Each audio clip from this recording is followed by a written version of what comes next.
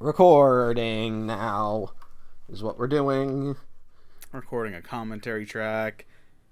La la la. I still have my Kevin Feige webpage open. Hello, everyone. Welcome back to another episode of the Waffle Press. Why were we reading about Kevin Feige? The world will never know. it was for a fun reason. It was good reasons. No anger here. We're having a good day. Welcome back to the Waffle Positive Press vibes only. Positive vibes only. Yep. Because if Ted Lasso has taught me anything, it's that so long as you're optimistic and work hard, good things will definitely happen always to everyone. Okay, let me ask you this. That's actually not what the show's about. Let me ask you this. So Ted Lasso has become this weird thing online.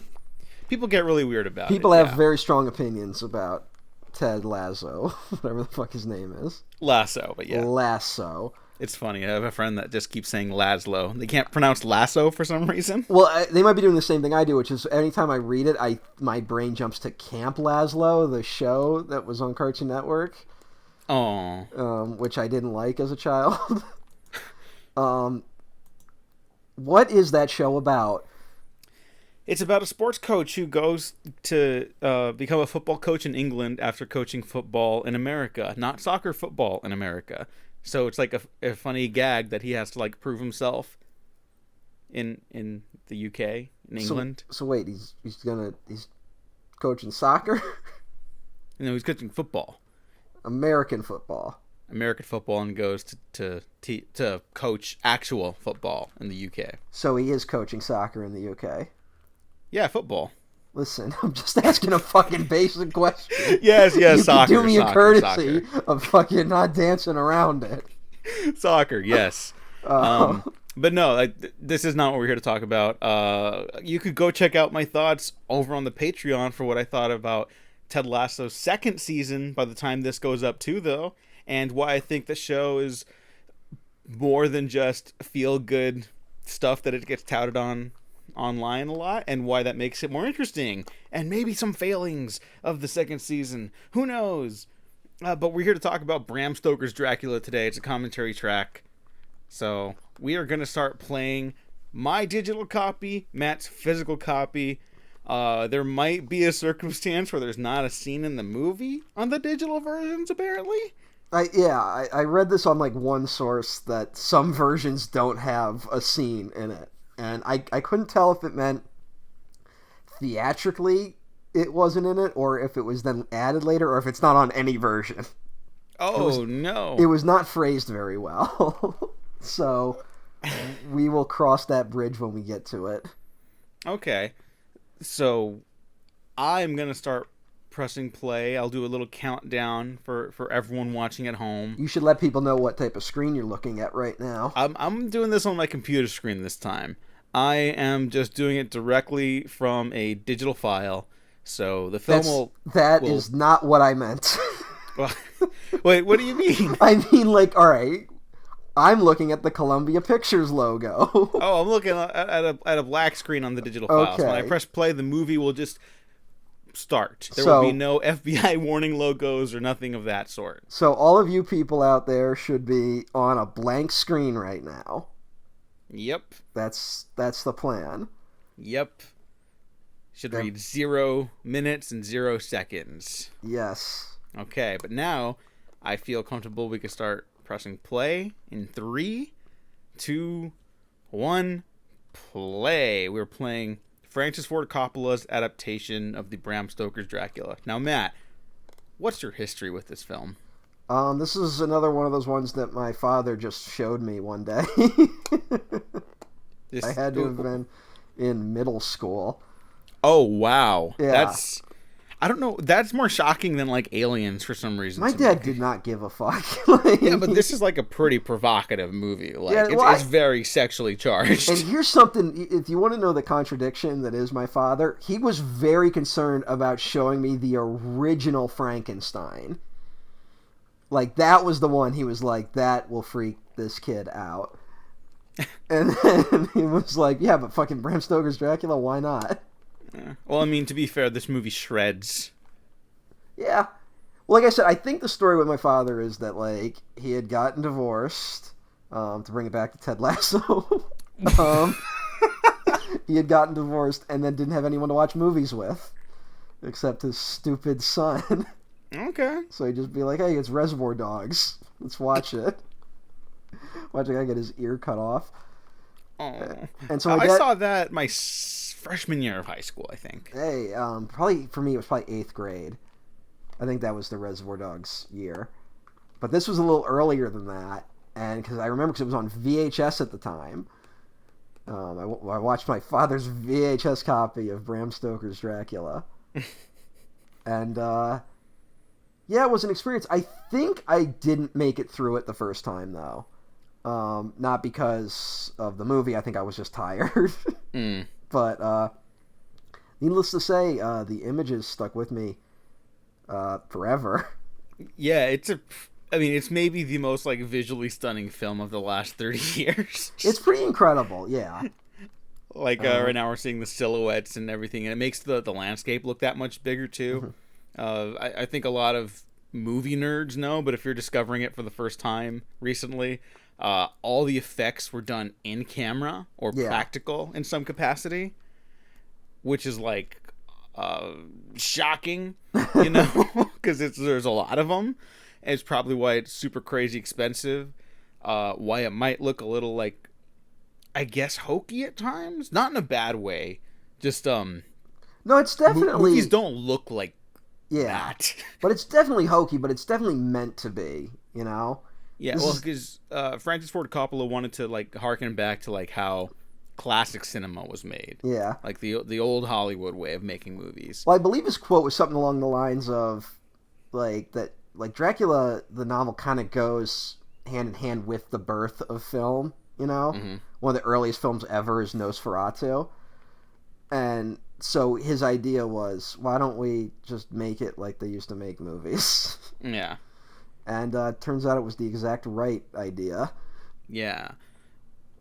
Everything in this movie looks stunning and gorgeous. Love that like, armor. just everything. Love the armor, first off. Yeah. The designer... Oh, shoot. I thought I had the name down. I'll get thought back I had to her. It too. But, yeah. Hey, you know, here's something. I understand if you're the clergy. You got a job to do. I'd wait to let him know about the damnation thing. Like, probably. He literally just got back from war. Also, if he was fighting in God's army, I would just assume he understood this. I think Dracula freaks out less because of the loss of his love and more that this guy is explaining something he already knows. Oh, the woman who designed a lot of stuff in the film, and specifically the armor, is Aiko Ishioka, who I believe is still with us. So. No, recently passed, I believe. Oh, no, that's too bad. Yeah. Oh, hey, by the way, everyone, I just got a text message warning me that there's a storm coming. Oh, perfect. To set the atmosphere for the film. Yeah, also that, but also... As Dracula renounces God. Yeah, right now. Hey, God, keep the power on while I'm recording this. Oh, yeah, okay, we lost Aiko Ishioka in 2012. That's too bad. Okay, that's not recent, but... it's more recent. Than everything in the 2010s like kind of feels recent, even though it's not. Yeah. And we're suddenly coming to terms with the fact that we are going to age and die. Yeah, like the 90s are like going to be 30 years old. Yeah. And I get Dracula's point here now. Yeah.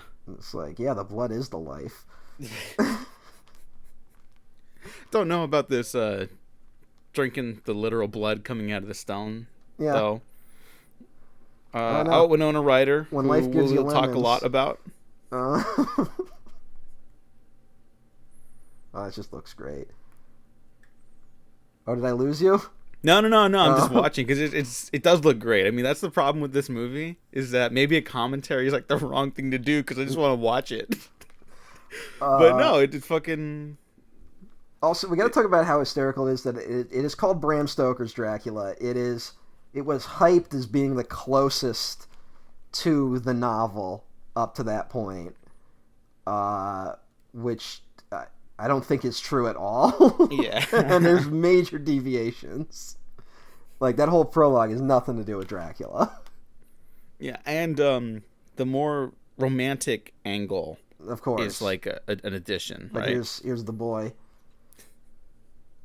His Waits. Yeah, the great Tom Waits, who kind of steals the fucking movie. Kinda, yeah. He's Renfield. How do you make that casting decision? You work with him on One from the Heart, Oh, which I think is what happened. I think Waits he's either in that or Rumblefish. He's in some other Coppola film. okay. See, I've never seen One from the Heart. You know what? Neither have I. Okay. Like, I just know its reputation. Yeah, it's the thing that, like, that and Heaven's Gate killed New Hollywood, basically, yeah, basically. right? And see, if we just let New Hollywood live, we would have been getting movies like this all the time. I don't think it's that cut and dry, but probably not. I think things would be more interesting on a regular basis. Mm-hmm. There's a great documentary about Heaven's Gate called The Final Cut, The Making and Unmaking of Heaven's Gate. And Chris Christopherson in it has this great quote where the head of United Artists, after Heaven's Gate failed, was like, see, this is what happens when you give too much control to the creative people. And then Christopherson said something like, well, who are you going to give it to? The uncreative people? And that's exactly what happened. Yeah. Yeah. Although, you say that, but in 2014, we got another Dracula adaptation called Dracula Untold. Oh, yes. Where Dracula's badass. Where they finally told it. Yeah. They told the Untold. Yeah, and he turns into an army of bats, I believe, at one point, and smashes into an army with a fist shaped with bats. See, that's something we've just all been waiting for. Yeah, we don't need any more movies like Francis Ford Coppola did. Yeah. You know? I will say, I think that's the only problem of this movie, and it's not really a problem, but it's like, this just obliterates any, like, if you want to do another Dracula, it's like, why fucking bother? Yeah, you'd have to, like, really change up your presentation. Don't do another, like, period piece. Oh, hey, probably miniatures. Update it. This is a miniature, by the way. Yeah. Which is insane.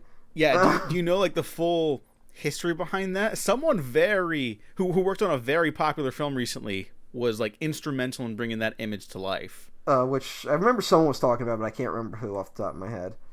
One of the directors of Spider-Man Into the Spider-Verse worked on creating that book, which is apparently like 20 feet wide. That makes a lot of sense. Yeah, so honestly. you could like have that plus the train in the background in like a single shot, and the stuff with the eyes, of course, is like projected over the matte paintings with the red lighting. And it's just a shame because like you just wouldn't make a movie like this now. Mm-hmm. Like with CGI, it's just you just wouldn't. Yeah, I do by wonder. The way, the director's name from Spider-Verse, Peter Ramsey. Peter Ramsey. Guy, oh yes, yeah. Yes. I wasn't sure which director. But I feel like though maybe someone one of these days, I feel like, because they kind of did it with the new Star Wars, where they were hyping how it's shot on film and we went back to practical effects, right? Mm-hmm. And then it's like you have the Rathtar scene, which is like a total CGI monster fest. Yeah. And I like that scene. I'm the only one who seems to like it. But I feel like one of these days someone is going to come along and be like, we're advertising this movie on being 100% practical. Mm-hmm. I feel like look at that, the lightning. Yeah. It doesn't look like great, but like it's so fucking cool that it kind of doesn't. Well, nothing. There's a lot of stuff in this that doesn't look great, but it doesn't fucking matter. You know? Yeah, or you know what? No, here's the thing. I apologize. I probably misspoke. It looks great. It doesn't look like authentic, but that's okay. You know.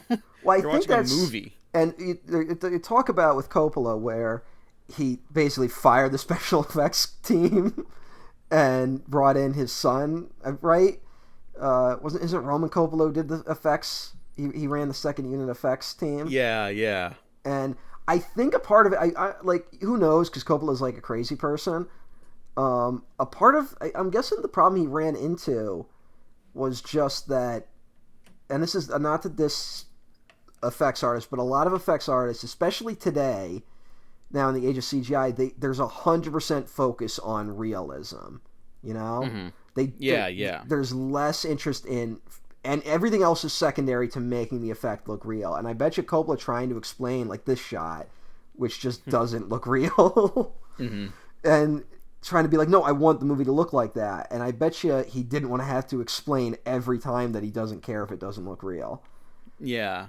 And it has to feel real or authentic to the film world, yes. you know?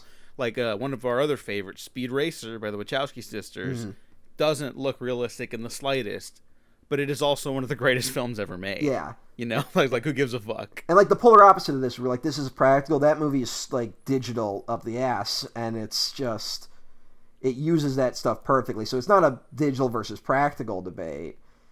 It's just, and it's weird. And I think audiences, I don't know why I still can't put my head on where people are like, they come out of a movie and they complain about the effects, you know? And I just maintain, and I think I've asked you this question, but have you ever seen a movie that you were enjoying, that you thought was a good movie, and then a bad effect happened, and then you turned on the movie? No, I've never fully turned on a movie from that. Yeah, like anytime I've like come out of a movie and like had a negative feeling about the effects, I probably didn't like the movie to begin with. So I don't understand why, and I think it's just because it's such a visceral and easy thing to be like, well, it didn't look good. Like that's a very, you know, surface level observation. Yeah, like I'd rather a movie look like this than be realistic and fucking boring. Yeah. You know? I mean, just look up the end of the fucking Black Widow movie from this year. I'm okay. No, but I'm just saying it's like an example of just like an unrealistic scene tried to be, like look as realistic as possible, and it's just visual mush. And that's a lot of the Marvel stuff. Yeah. Whereas this, like, you get the textures of the wardrobes and like the disgusting decrepit skin of Count Dracula here. It feels like people even like this movie though. That like people still kind of get hung up on Gary Oldman's look in this opening. Real okay. See, I haven't heard that a lot actually. Not our circles because we're on film Twitter, and those people in movie either is only like 100% great and 100% bad. Like that's the two speeds of film Twitter. But if you talk to like people more, you know, outside people, like, yeah, I like that movie. I thought Gary Oldman looked stupid in the opening, and he does look stupid, to be honest. But it's a great look for this part of the movie. Of just he's as decrepit as his castle, which his castle is basically the Haunted Mansion ride at Disney, of just where nothing functions in a realistic way. And the whole movie isn't this speed, you know, like we get a lot of it front loaded, but then when we go back to London, it's a little more subdued and a little more just kind of a period piece. And then as Dracula's influence expands, it starts getting crazier, which is great. Like the only place that is crazy from the get-go is the asylum. Yeah. I mean, you introduce any scene with Tom Waits, and it's like, yeah, this is fucking weird. Yeah. You know? And speaking of things people don't like, Keanu Reeves' performance in this tends to be the butt of a lot of jokes. Yeah. I think he's fun. Yeah. I think it's one of those things where you kind of have to make him like this, so you will believe that she's going to fall in love with Dracula. I think that's part of it. Coppola said something like that Keanu, he might have like pushed Keanu to try and get the accent a little too correct, and that he should have pushed him to loosen up a little more. Like, that's the only thing. But he says, you know, I don't know. Everyone's turned around on Keanu. Yeah, everyone loves Keanu now, rightfully so. Yeah. You know? Yeah. Fucking got a Matrix sequel made by sheer tyranny of will. Yeah. I'd probably agree with Coppola's statement that, yeah, maybe loosen up a little bit, but I think people are way too harsh about it. But it's like, all right, we're going to complain about his stilted performance next to Gary Oldman, who's just at an 11. Everyone's going to look stilted next to whatever the fuck's happening there. It feels like performance review, like, almost isn't worth it in some cases. We'll talk about some performances because they are 100% the right call. But here's a fun effect. Oh, I fucking love this shit. Oh, this is great. Yeah, and this feels like, I mean, later there's great sequence of like classic Hollywood projection and stuff like that, but that feels like something out of like a different era. Yeah, also I gotta say, it's what's fun about Keanu's performance though is that this shit keeps happening to him and he's like, oh, all right. Like, which works in my opinion. He's kind of a dope. Yeah, and you kind of need him to be, so you can get him out of the way for the actual love interest. I can't remember if Renfield was his predecessor in the original book. I think it's a little different. In Nosferatu, not Renfield is. Yeah, but there's that's the other thing. It's just like he took tons of shit from basically every adaptation of Dracula ever. I looked at IMDb really briefly, and there's a section that like will list references that are made in movies, and it's just like there's like 50 Dracula adaptations that are directly referenced in this, which is great. Yeah, because like it's, you know, at a certain point, stories like this that can be retold, and I don't believe every story needs to be retold like as much as Dracula, but the ones that can be retold, like you want to prove that or show that they're all like valid interpretations, you know, like it's all part of history at this point. Well, Dracula is one of those stories where I would see a new interpretation of Dracula every year. Yeah, like I would be totally up for it. Every year might be a little much for me. I would, but like it's got to be like when I say a different interpretation, I mean a different interpretation. Like I don't mean like we Pixar it and like every movie's kind of the same vibe. Oh, okay. Like, you mean like different, like this Dracula versus Nosferatu different? Yeah, I'm gonna talk about like Bram Stoker's Dracula and like Dracula 2000, like where it's like, all right, cyberpunk Dracula, why not? Like, I've never seen that. Am I missing out? No. Okay, yeah, I didn't think so. I'm sure that there's probably a defender of Dracula 2000 out there, which I believe is a Weinstein joint. Oh. Yeah. So if you defend that movie, you know, you're really defending. Yeah. It is a shame when, like, I'll be showing movies, because now, like, everyone knows Harvey Weinstein, and now, like, I show movies to people, and then, like, the Weinstein names will pop up occasionally, and they'll be like, oh, like... Oh, yeah. Oh, that's a great shot. Yeah, that's fucking fantastic. So then the wipe with the shadow. Like, I mean, that's the other thing that's really fun about this is, like, not just that the effects are practical, it's that they're, like, maximum capacity for, like, visual inventiveness. And see, we come back here, and, like, this is definitely, like, you know, like a set, but it's a little more subdued than Dracula's castle. Yeah, and it's still, like, really well designed and framed. Yeah. Very colorful. I think Coppola wanted to shoot like in real locations and then was forced to use sets, and I think he just took advantage of that. Which I think more directors should, like, I understand wanting to shoot in real locations, but if you can build a set, fucking go crazy. Yeah, like I recently watched Streets of Fire in a theater with a crowd. One, it felt like going to a concert. Two, it's like all of that stuff is set work. They just put a black tarp over the entire set when they shot for night scenes. That's amazing, you know? Why not? That movie is also a huge bomb, so maybe not the best example. This wasn't a bomb. No, this was one of the biggest hits of its year, right? Which is crazy. Because it cost $40 million to make. Okay, we have no fucking excuse now. And it made $215.8 million. Yeah.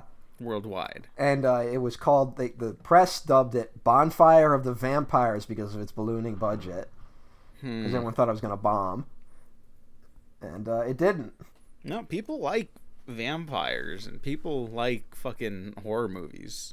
Yeah. Although back then, I guess maybe the temperature on that stuff was different. I think it was the right time. Like he's calling that we're entering. I don't know. You might have just heard something scrape against my wall. That's a tree outside, and the wind is kicking up. Oh, okay. But, no, I didn't hear it. But what was I saying? Like, this is calling that vampire romance is kind of about to go mainstream.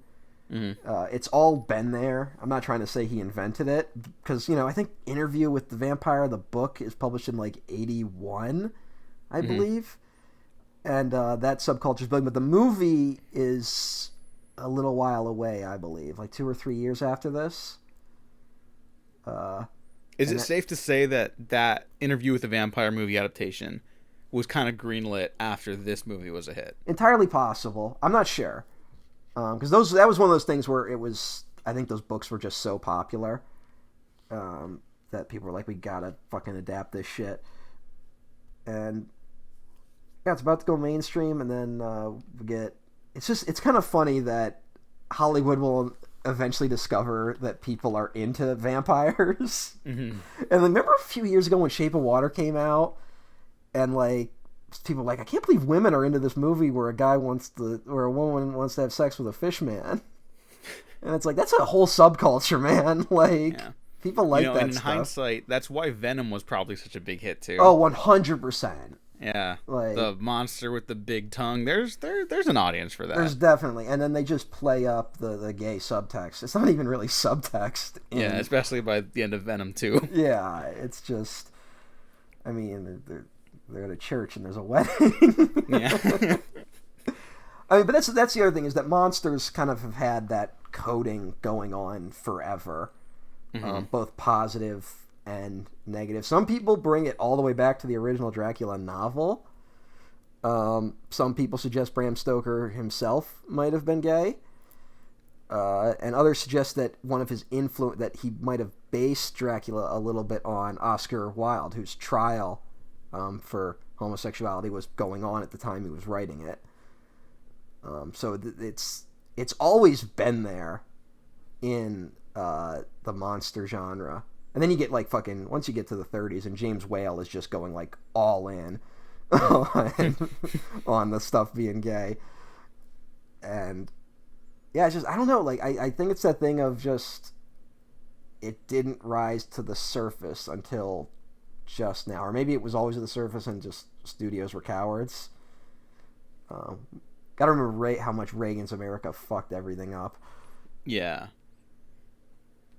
I mean, there's a whole angle in this film about, like, sexual repression, about the class repression, which is 100% in the novel. Yeah. But the way this brings it to life, it really brings it to life. You know, like, it's just full throttle. Like, every image in this movie is like the most cinema you're gonna experience. Yeah. For a while. Like, this could be the last movie you ever need to see in some ways. I don't want that for anyone, but I'm just saying, like, it is, like, the ideal cinematic experience for me. God, look at that hair. He just wakes up like that. He kind of looks like Jim Jarmusch. Oh, yeah, maybe that's the vibe he was going for. Maybe he was going for that. He's always working with Jarmusch. Like, let me base this on a friend of mine. Well, it's like when Jesse Eisenberg played Lex Luthor as Max Landis. Hey, now. Probably that was, it ended up being the right choice. Yeah. Jarmusch did a very good vampire film a little while ago. Only Lovers Left Alive. Yeah. That's a very good. That one seems to be, it hasn't really broken through to the mainstream yet. It seemed like it was big, like, the year it came out, and then it kind of went away. But now, like, I'll get people coming up to me being like, have you heard of this fucking movie? Mm-hmm.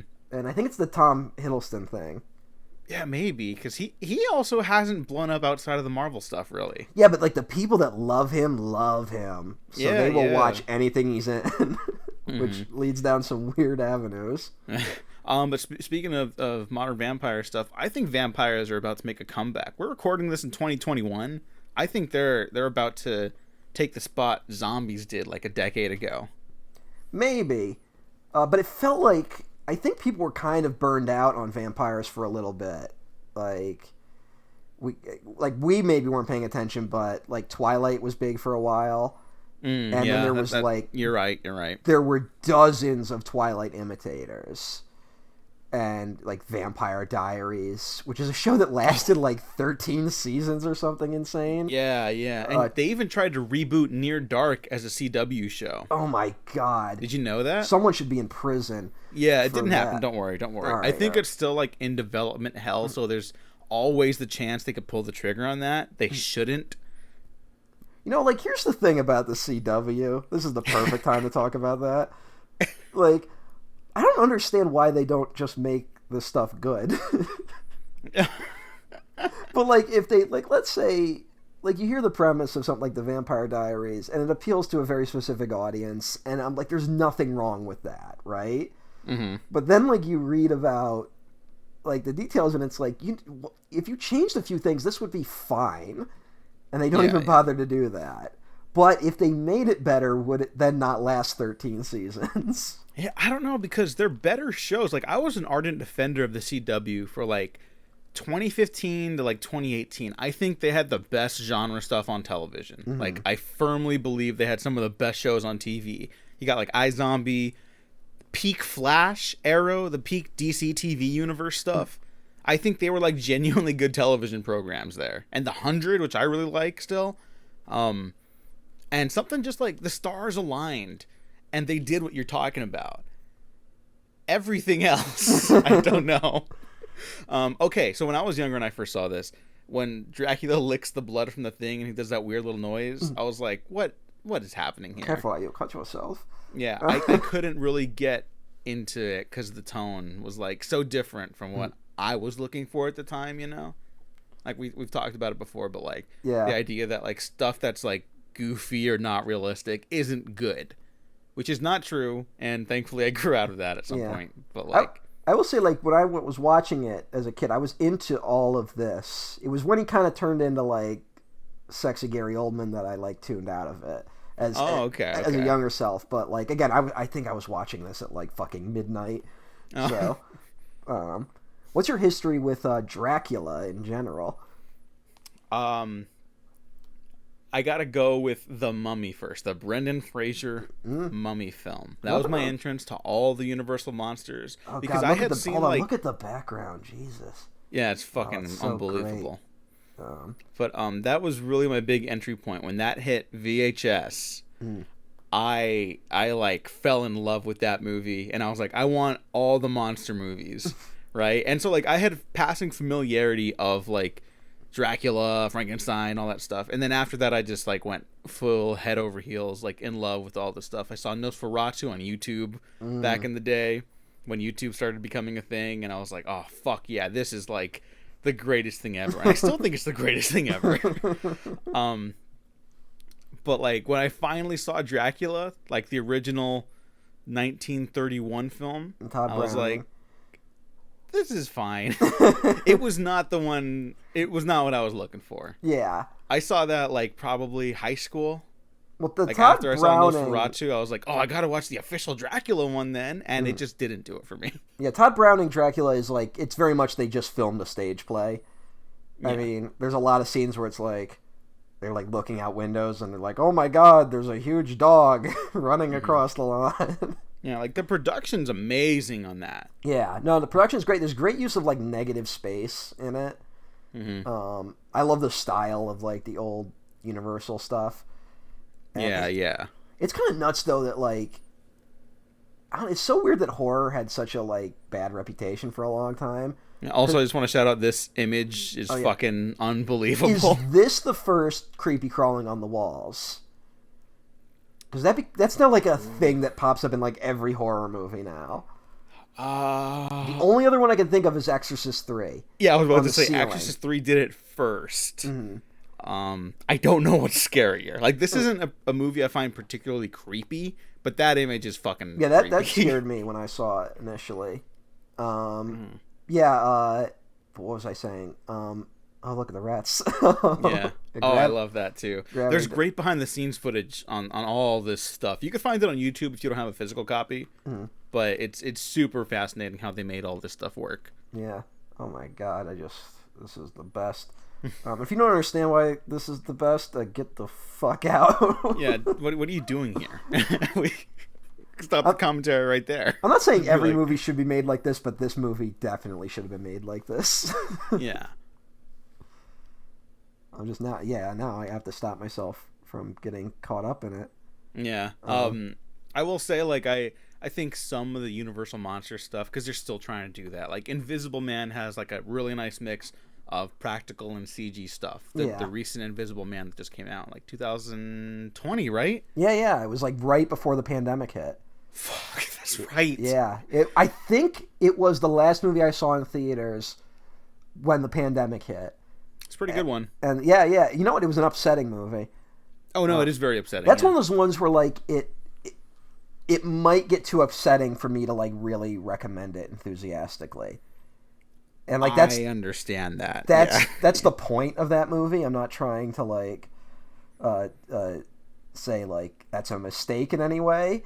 Mm-hmm. But it's, like, I would almost recommend Hollow Man. Like, oh, my God. I don't know about that. I could just be like, you can just fast forward through parts of Hollow Man. Like, I'm just saying, like, in terms of, like, I don't know, because that movie, it's really upsetting for a movie called The Invisible Man. But you know what? It's if you're going to make a horror movie, make it a horror movie. Yeah. But if you watch the original fucking 33 Invisible Man is like a comedy. And Preston Sturges ghost wrote some of that. Really? Yeah. And you can definitely feel it. Have you ever seen the 33 Invisible Man? Speaking of, like a decade ago. That is the best I haven't scene. Revisited. That has the greatest scene in any of the Universal Monster movies, which is the Invisible Man is confronted by the townspeople, including the constable, and the Invisible Man's like, "Oh, I'll show you the truth of who I am," and he takes off all his makeup, and people realize he's invisible. He runs around, like, jumps out the window, right? Mm-hmm. And the constable just turns to all the townspeople and just goes, "He's invisible, that's what's the matter with him." Like it's a normal thing. It's the best. Everyone's favorite, Monica Bellucci. Oh, is that her? Yeah. Oh, shit, I did not know that. Yeah. I don't know, my mind tends to go other places when I'm watching this scene. Oh, I can't imagine where. Oh, my goodness. Anyways, but at the risk of also getting too caught up in this scene, I find it interesting that even people that love this movie don't tend to talk about, like, the themes too much, unless they're people with, like, Substacks now, and thankfully there's a lot of really great writing out in this film now. But, like, when people talk about it, like, on Film Twitter, for example, we hype it up as, like, the greatest fucking cinematic experience thing, and that's correct.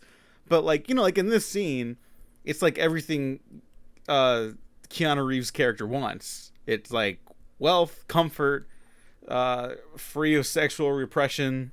Like, it's just the worst version of it. Yeah. You know? The women aren't really there, man. They're not really there. Oh, my God.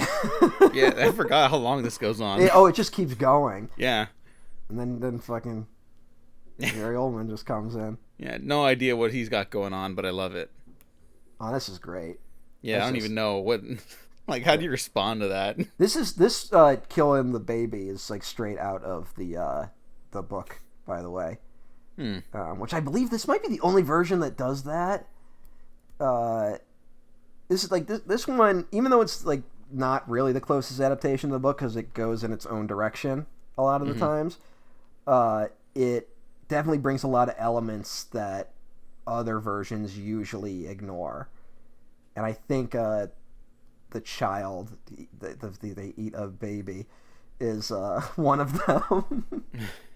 I'm surprised there's not an Italian version that does it, though. Feels like the Italians would go that far. Yeah. I do like that his hair, like, turns white because of the experience here. Yeah, I mean, we've all been there. It's we've a lot all of stress. been there. Yeah. I wonder if that really happens. Well, I mean, Rogue and X-Men, you know. Oh, okay. There's a good real-world example. Yeah. Yeah, Anna Paquin. Yeah, hey. Remember when she had nothing to do in that third one? Technically the first two as well, but I guess. She has a lot to do in the first one. Oh, no, you're right. Does she get stabbed by Wolverine in that one? Yes. Like, she's like, and he stabs her, and then she sucks his energy to stay alive. Mm-hmm. Yeah, that worked out. This castle, the design of the castle is a reference to something, and I can't remember what it is now. I don't know. Like, the original Nosferatu one's really... All the castles are kind of similar. That's like the image on the castle, on a mountaintop, you know? Mm-hmm. Oh, yeah, here's some unfortunate stuff that is you just kind of can't get around in the novel. The Romani that are filling his caskets, although they are not referred to as that. Yeah. And that's the other thing, which Dracula, the novel's a little bit of like an anti-immigration story. Mm-hmm. I mean, he's literally bringing his... There's the shot straight out of Nosferatu. He sits up in that... Doesn't Nosferatu sit up in the grave yeah, like that? Yeah. Oh, it fucking rocks. All right, how many of you, everyone out there in the world, just talk to yourself when you give this answer, was your introduction to Nosferatu that SpongeBob episode? I mean, that's the beauty of SpongeBob in its heyday, is that one, like, it was genuinely, like, funny. Yes. And everyone knows what I'm talking about when I say Nosferatu now. Nosferatu. Now, first they'll laugh because it's from a very funny episode. And then I'll get to start explaining why that movie's the fucking greatest.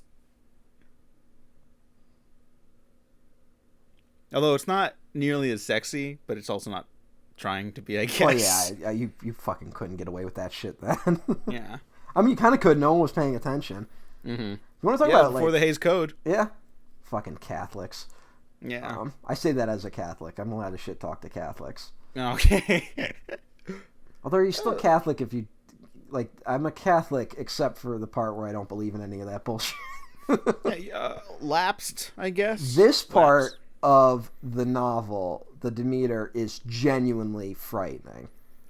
Like, okay, see, so I've never read the novel. Oh, it's totally worth it. Okay. It's 100% worth it.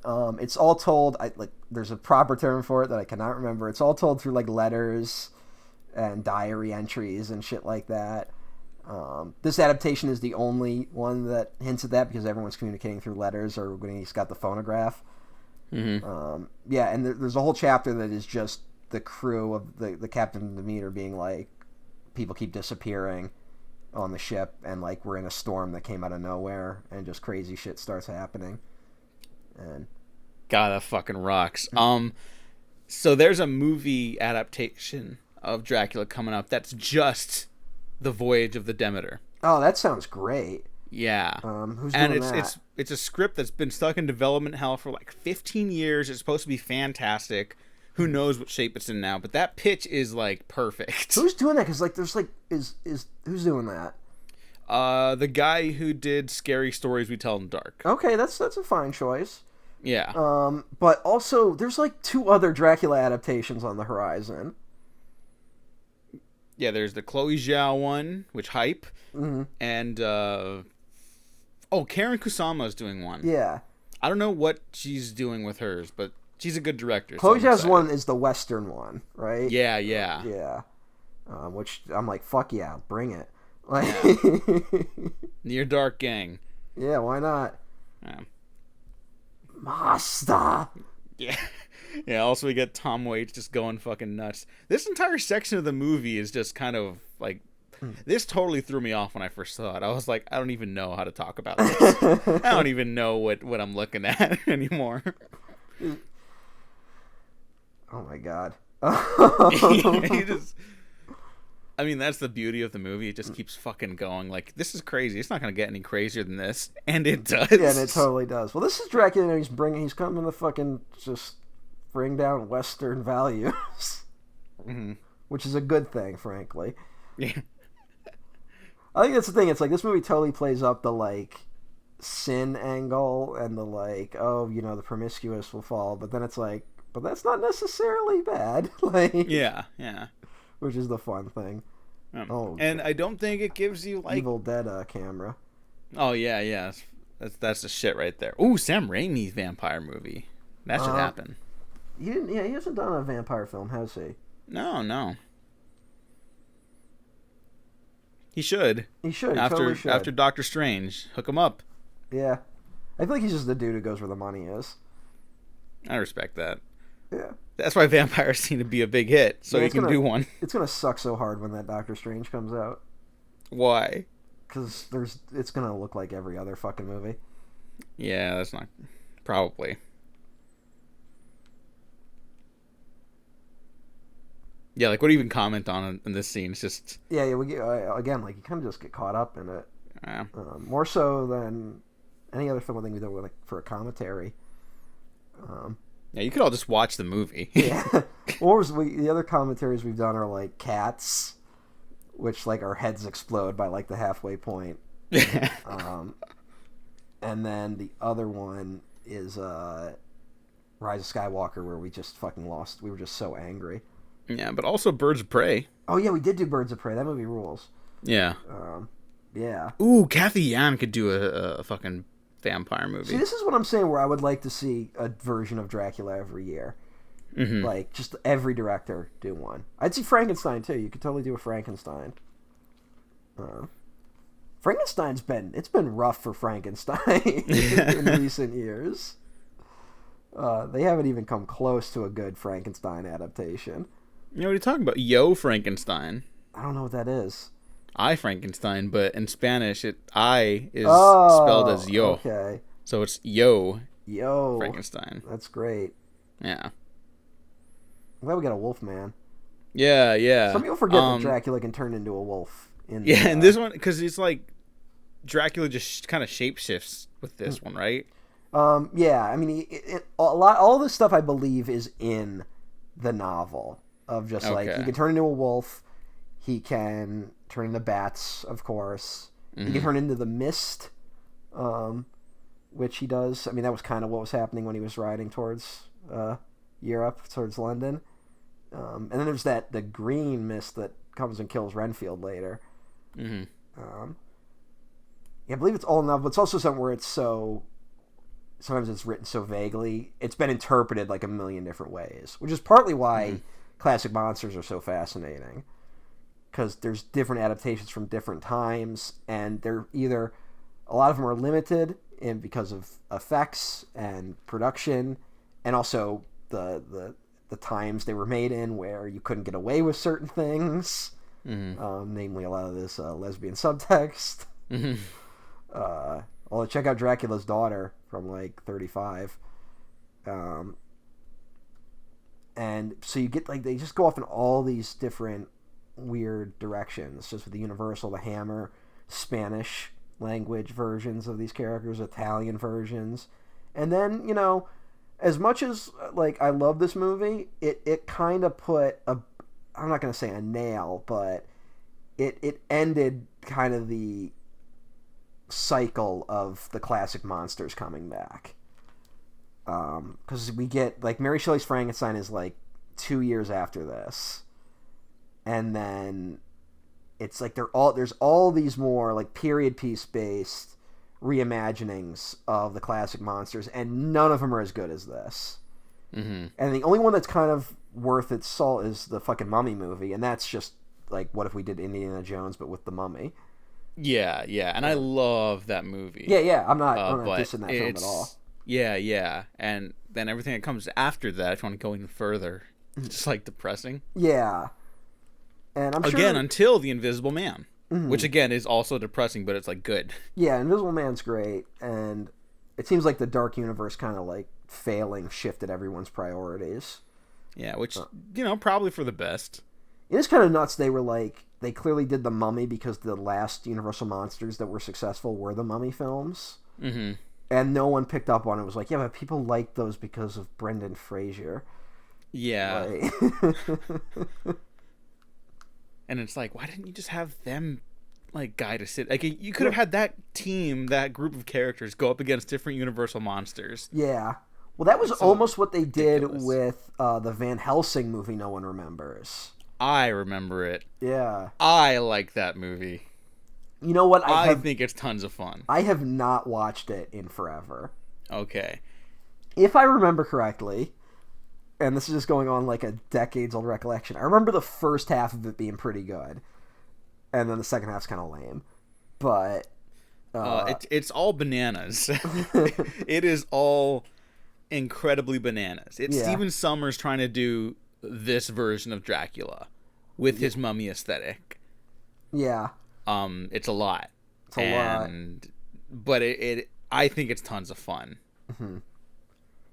Isn't that I also wanted to mention that when Dracula arrives into the streets of London, I really love the old crank camera work there. That's fucking fantastic. I would love for more people to do that. Tony Scott did that a couple times on his late era films, like the last decade of his stuff, like Man on Fire. He did it in fucking Hot Fuzz. Okay, that's right. It's in Hot Fuzz. Fuck, I forgot. Yeah. Ooh, Edgar Wright could probably do a fun vampire movie. Edgar Wright, yeah. I like it. It'd be like an action horror movie, but I'd be into that. We need to. Last Night Soho is not out yet at the time of recording this. Oh yeah. And I feel like people are primed to just hate that movie. Yeah, which is unfortunate. It's so weird. That's such a weird shift where like people before Baby Driver came out were like, look, we all know Baby Driver is gonna bomb, so we got to kind of rally behind this movie, because that was like up to that point where like Edgar Wright, like his last like World's End wasn't huge, Scott Pilgrim bombed, and he'd been fired from Ant-Man, right? Mm-hmm. And everyone was like, we gotta fucking support Baby Driver. And then Baby Driver comes out and it's like a big hit, and then like everyone instantly is now like, Edgar Wright's kind of overrated. I mean, hey. I don't get the discourse. I don't sometimes, you know. I will say, like, I think Baby Driver as a movie is missing the heart of some of his other movies. Mm-hmm. But it's still an Edgar Wright car chase movie. Like, the fuck. Yeah, like the editing and the action is like really fun in that. Yeah. You know, and like for sometimes that's all you kind of need for some of his stuff. This is a weird one where I remember someone describing. I heard a quote. I'm paraphrasing a conversation I heard someone else have.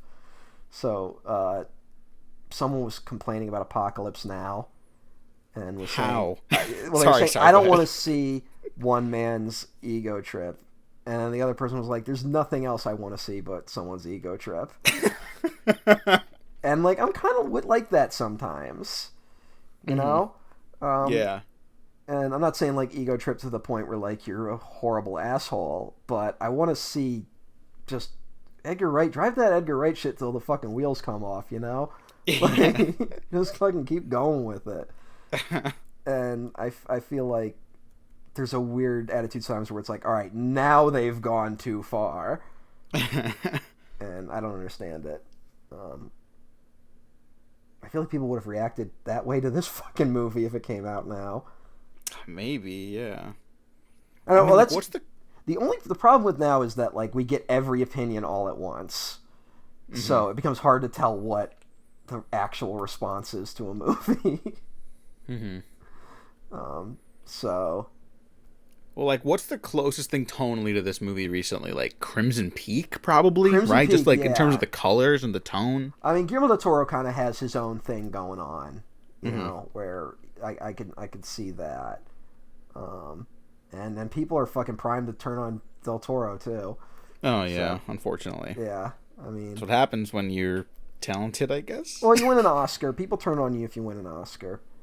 Well, a guy it hasn't happened to was Bong Joon-ho, but probably because he was like, I don't give a fuck. Like, yeah. Which no other director would say that. Although they probably will turn on him too. Although there was a time where I felt like I was the only guy out there defending Snowpiercer and Okja. Like, there was a time where people were like, it's either too simple or it's overrated, and I'm like, no, he's fucking rule.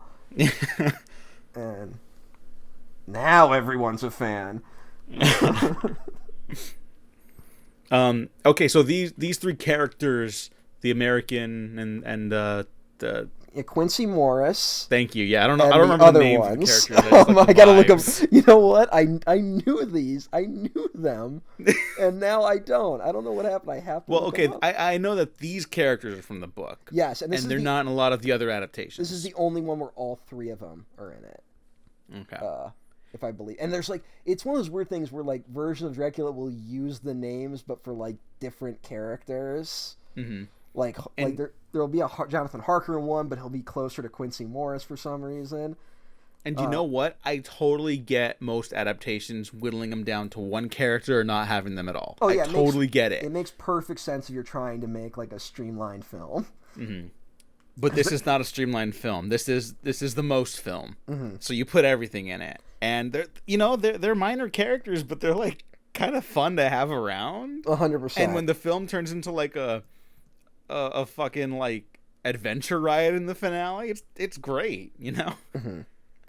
Yeah, it's I just had the names and then I clicked on the wrong thing. Okay. It's Arthur Holmwood, Dr. Seward, and Quincy Morris. Yeah, they're all great. They're all... And Quincy's the fucking Rocketeer! Yeah, Quincy's the Rocketeer and fucking Holmwood's Carrie Elways. And, of course, Dr. Jack Seward, Richard E. Grant, is everyone's favorite from The Rise of Skywalker. Grant's almost unrecognizable in this. Yeah, Grant is one of the greatest actors who we've only just kind of realized is one of the greatest actors right now. It would be a damn shame if he was wasted in a big-budget movie. And a big-budget TV show. What was the TV show he was wasted on? Apparently he's on Loki, as one of the Lokis. Oh, okay. I'm just assuming he is. I haven't seen it. I kind of barely remember. Okay. I only watched half of Loki. No disrespect to him. He's fantastic. Yeah. Here's the thing. Who would you cast as Dracula right now? This is the most basic fucking answer, but Mads Mikkelsen. Yeah, same. I would do that. I mean, just because it's basic doesn't mean it's wrong, you know? But you know who that means has to be Van Helsing. Fucking also from Hannibal? No, I think you got to take another really short walk. Are you just going to put Anthony Hopkins back? No, I would totally, but no. I was going to say you got to take another short walk, and I think the obvious choice for Van Helsing is Christoph Waltz. Okay. I think it's a very obvious choice, but I also think it's probably the right choice. Okay. See, I didn't even consider that. I was like, who's he going to say? Daniel Craig? I mean, I guess I just got Bond on my mind or something. What if it was Craig, but he was doing the Benoit Blanc voice? Oh, yes. See, that's what the Knives Out sequel should be. He's got to fight a vampire. And I'm not going to hold this against against Knives Out 2 when it's not that, but it should be Daniel Craig fighting monsters. I mean, a vampire showing up is about as plausible as the throwing up thing. Yeah. I mean, why not? Fuck it. Yeah. Now that would be a fucking curveball. Mm-hmm. Okay, this is the classic cinema sequence I was talking about earlier. It's fucking great. I don't know if these things ever actually existed with multiple projections like happening around people. Like, I guess I'm assuming they did. Although I think it was like impossible to get projectors back then. So. Fuck it. Who cares? It's awesome. I have no idea. I should read more about the early history of film because that's always fascinating. Yeah. If I was a multimillionaire, I would absolutely have a room like this in my house. With just projections happening all the time. Just all the time. Yeah. That shit catches fire easily, man. You better be careful. Okay, well, they'd be digital projectors. There's a reason why you gotta have a guy in the booth. Yeah. Well, the digital projectors. That's why film projection sucks. Speaking of a guy in the booth, I went to see, there was a Regal Cinema was doing a double feature of Dracula and the Frankenstein, the originals. And I went to see it, and I was all worried because I showed up late, and I was like, oh shit, I'm going to miss like the first few minutes. And like, if you miss like the first 5 minutes of that movie, you're missing a ton because they're like an hour long. And I show up, and the movie hasn't even started yet. Oh, wow. And I sat there for like 10 minutes, and nothing was on the screen. Jesus. And there was a decent crowd there, and like people started like getting up and complaining, and then they started it, but there was one of those bullshit like trivia things. You know what they do? And like, so someone clearly forgotten to put the fucking projector on, and then they forgot to turn the lights down. Like, everything that could have gone wrong went wrong. Jesus. And I had all these horror movies I was going to go see because they were like Regal's like doing all this shit, and I was going to go see a bunch, and I just totally decided like, nah. I had such a bad experience. Oh, that's too bad. And I had a few in a row. And I might go. They're doing Wolfman and Invisible Man in a few days. I might go to that. Fuck, that sucks. But I hope those, if you go to them, work better. Yeah, just fucking play them. I'm not expecting it to look great because, like, who's gonna have a film print of that? But yeah.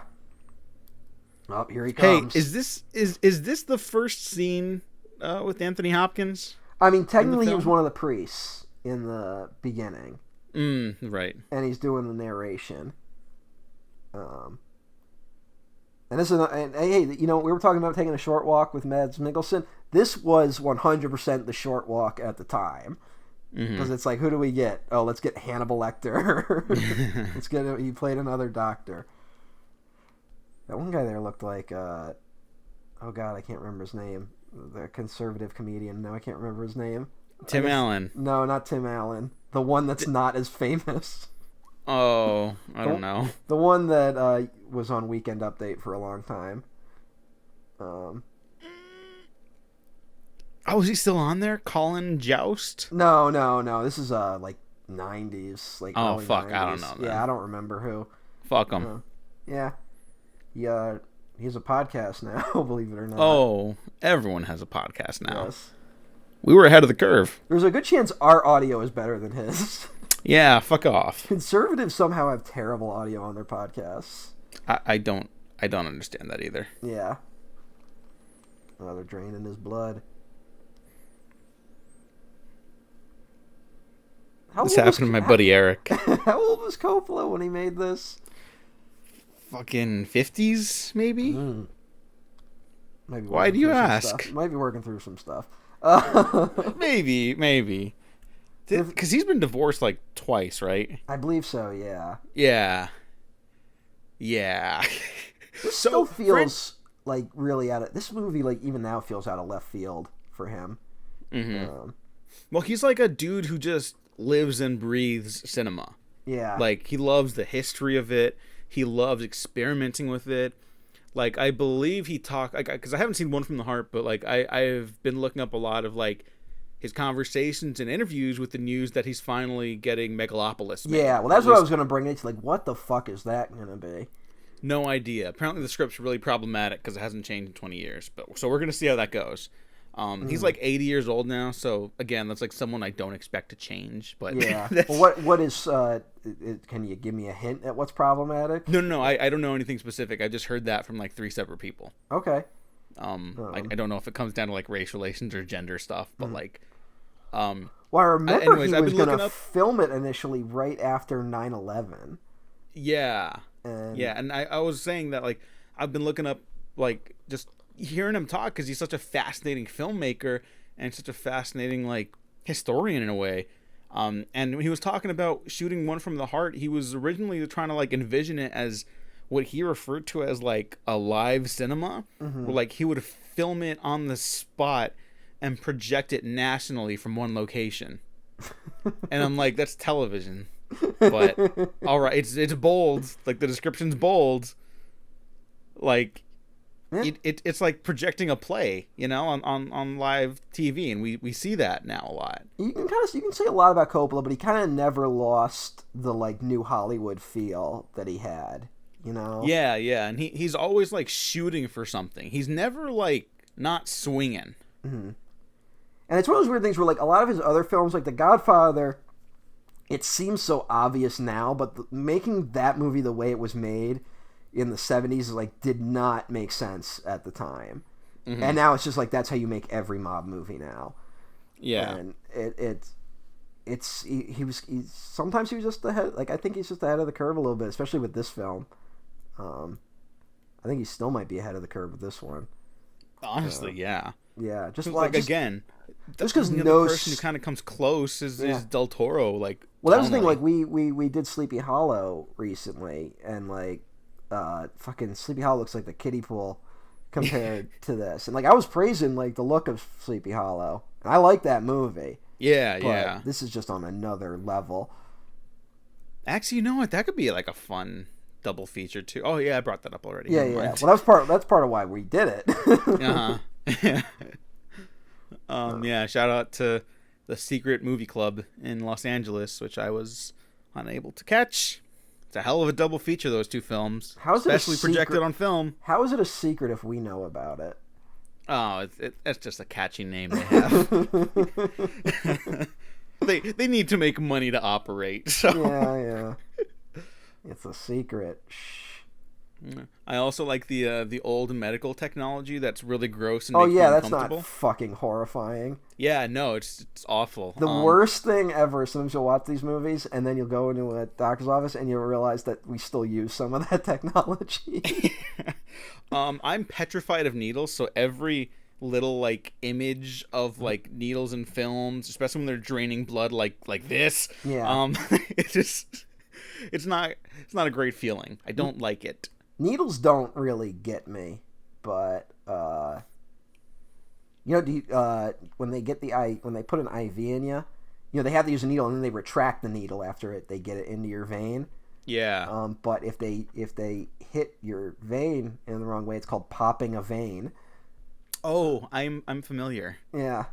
I'm very familiar. They used to, my hometown, they had like a training college for nurses, and I used to always get the fucking trainee when they were coming to do my IV, and they would like waste an entire hand trying to find a place to put it in.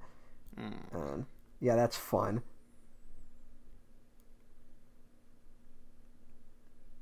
At least if you complain enough, they give you pain meds. Inject it right into you. Oh fuck, man. Have you ever gotten a text message from me where I'm talking about how much I appreciate our friendship? It's probably because I'm in the hospital on pain meds. Oh, okay. I get super loving on pain meds. Oh, okay, good to know. Oh wait, this is my favorite moment when he's a magician.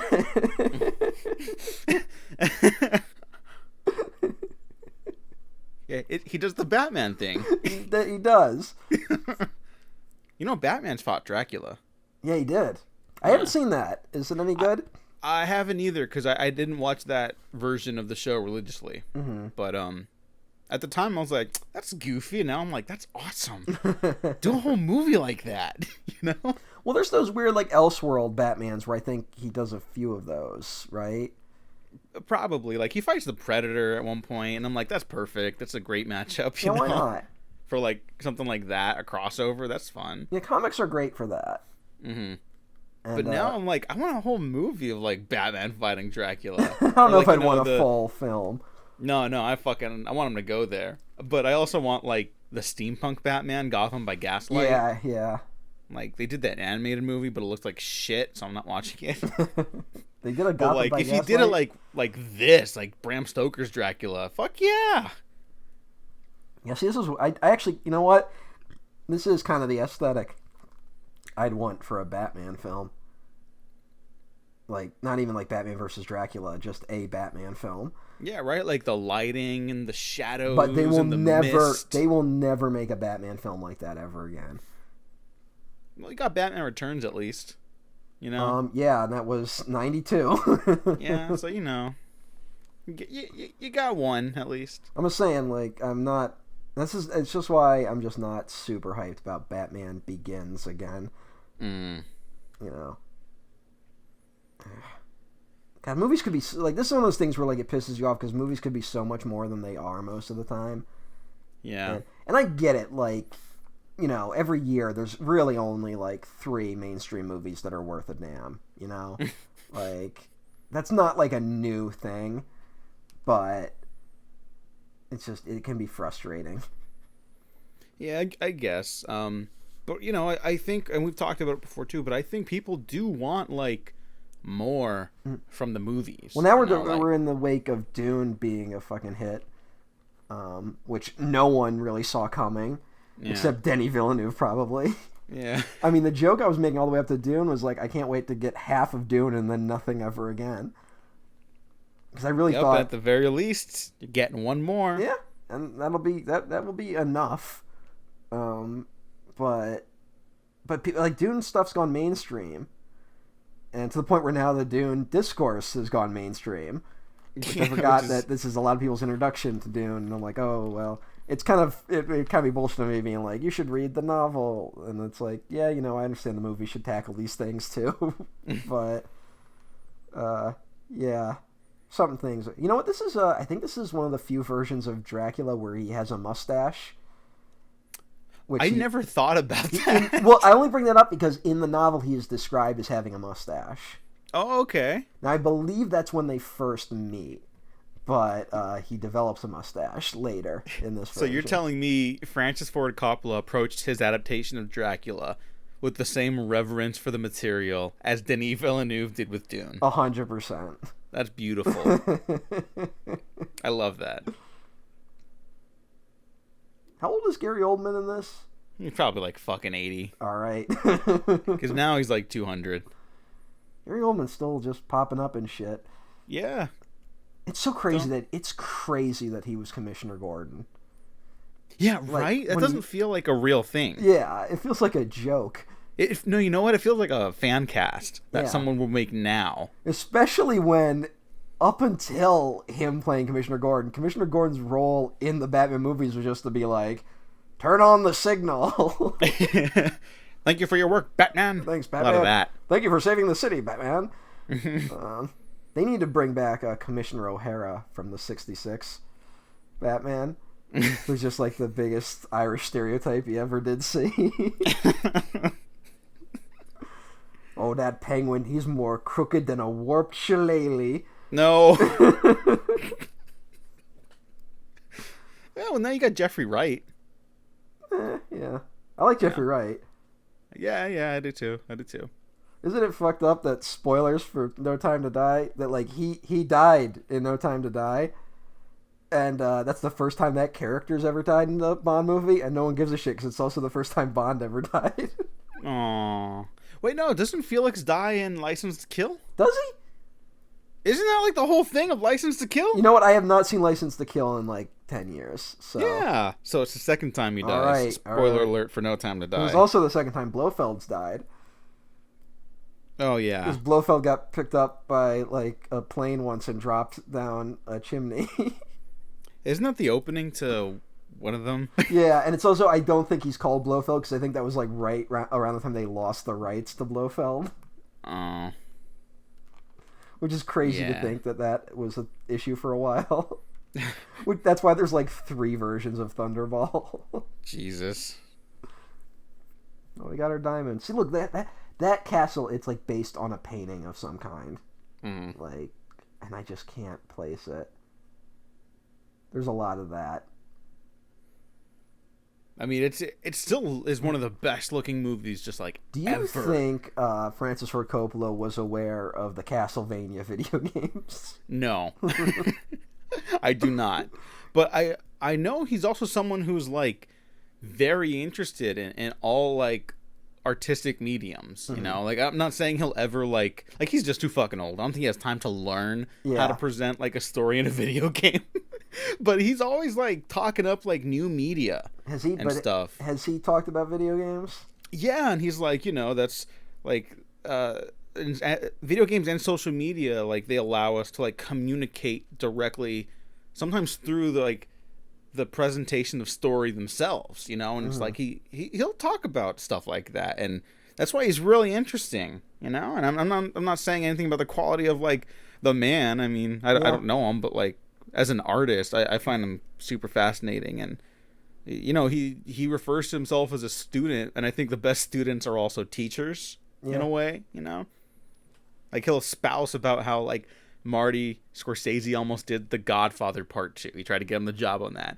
And then he'll go on a tangent about how, like, you know, by the way, like, and this will be like a conversation that happened in the 90s, and he'll like kind of predict Twitter or something, you know? Or he'll predict streaming services. It felt like for a while he was trying to, like, guess where digital filmmaking was going.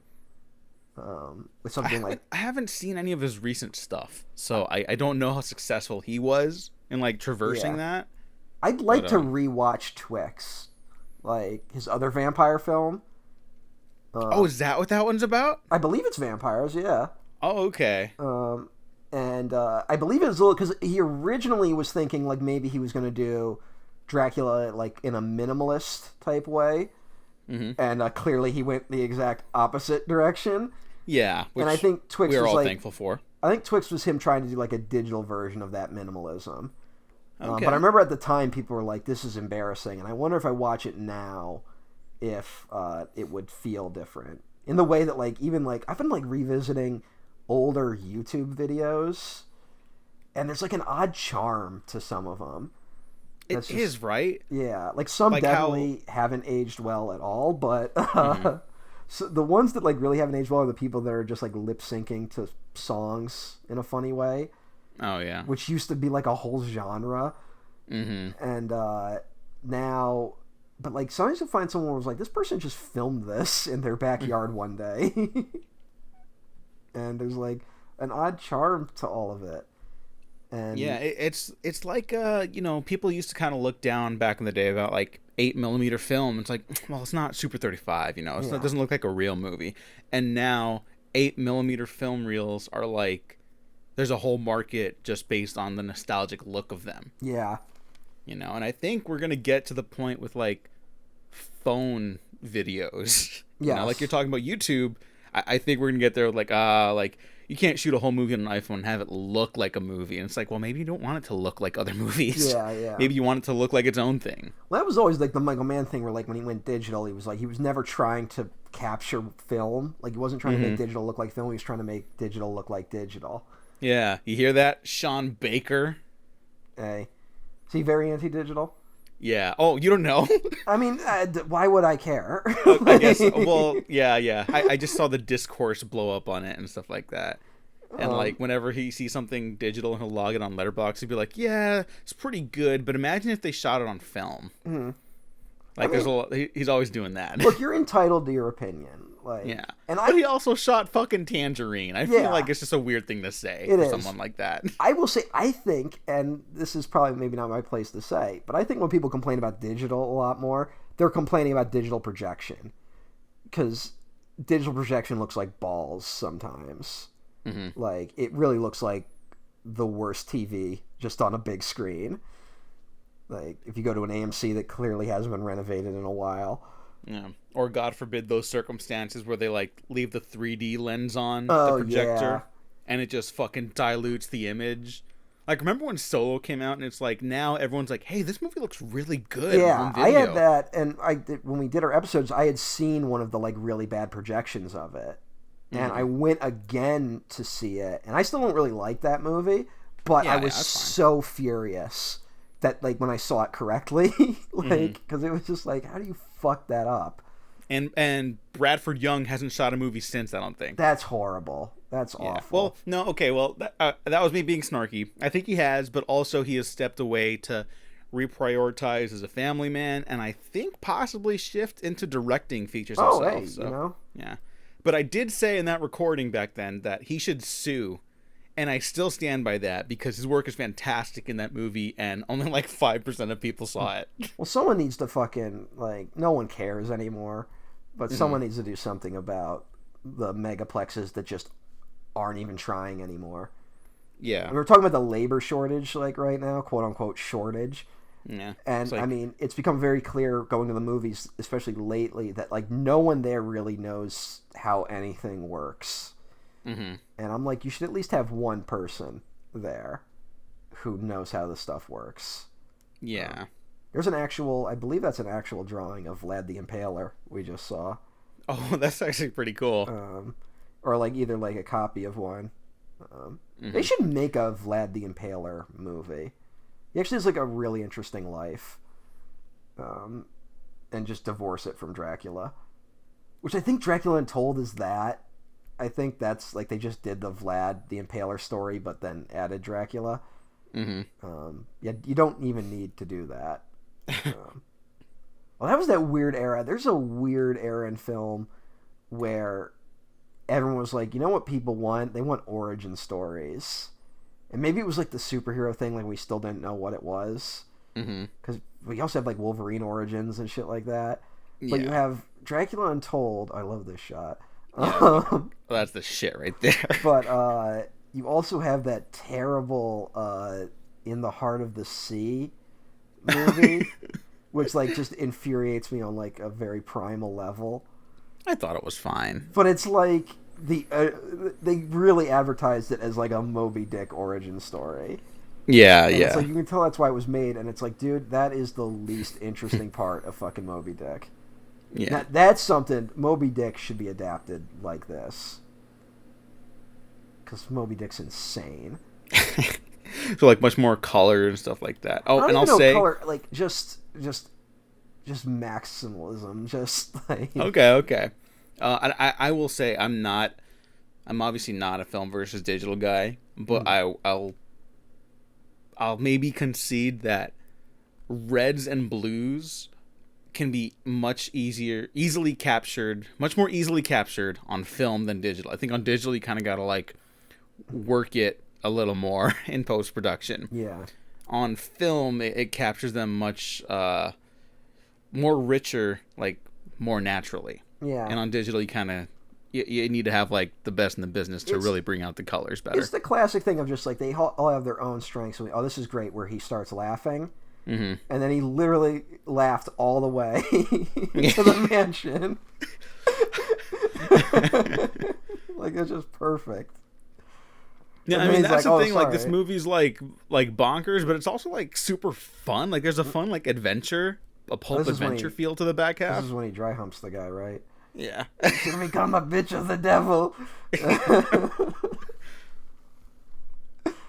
I would not keep that guy around. Yeah, no, I'd be like, don't let him near Lucy. Yeah.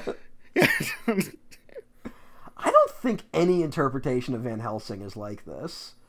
Yeah, no. What? So, like, what made them do this? Now, here's the question: had Francis Ford Coppola seen Halloween 5? I don't know. Because this feels a lot closer to that, to Donald Pleasance as Loomis. Oh my god! Than anything else. And they describe Loomis as the Van Helsing to Michael Myers.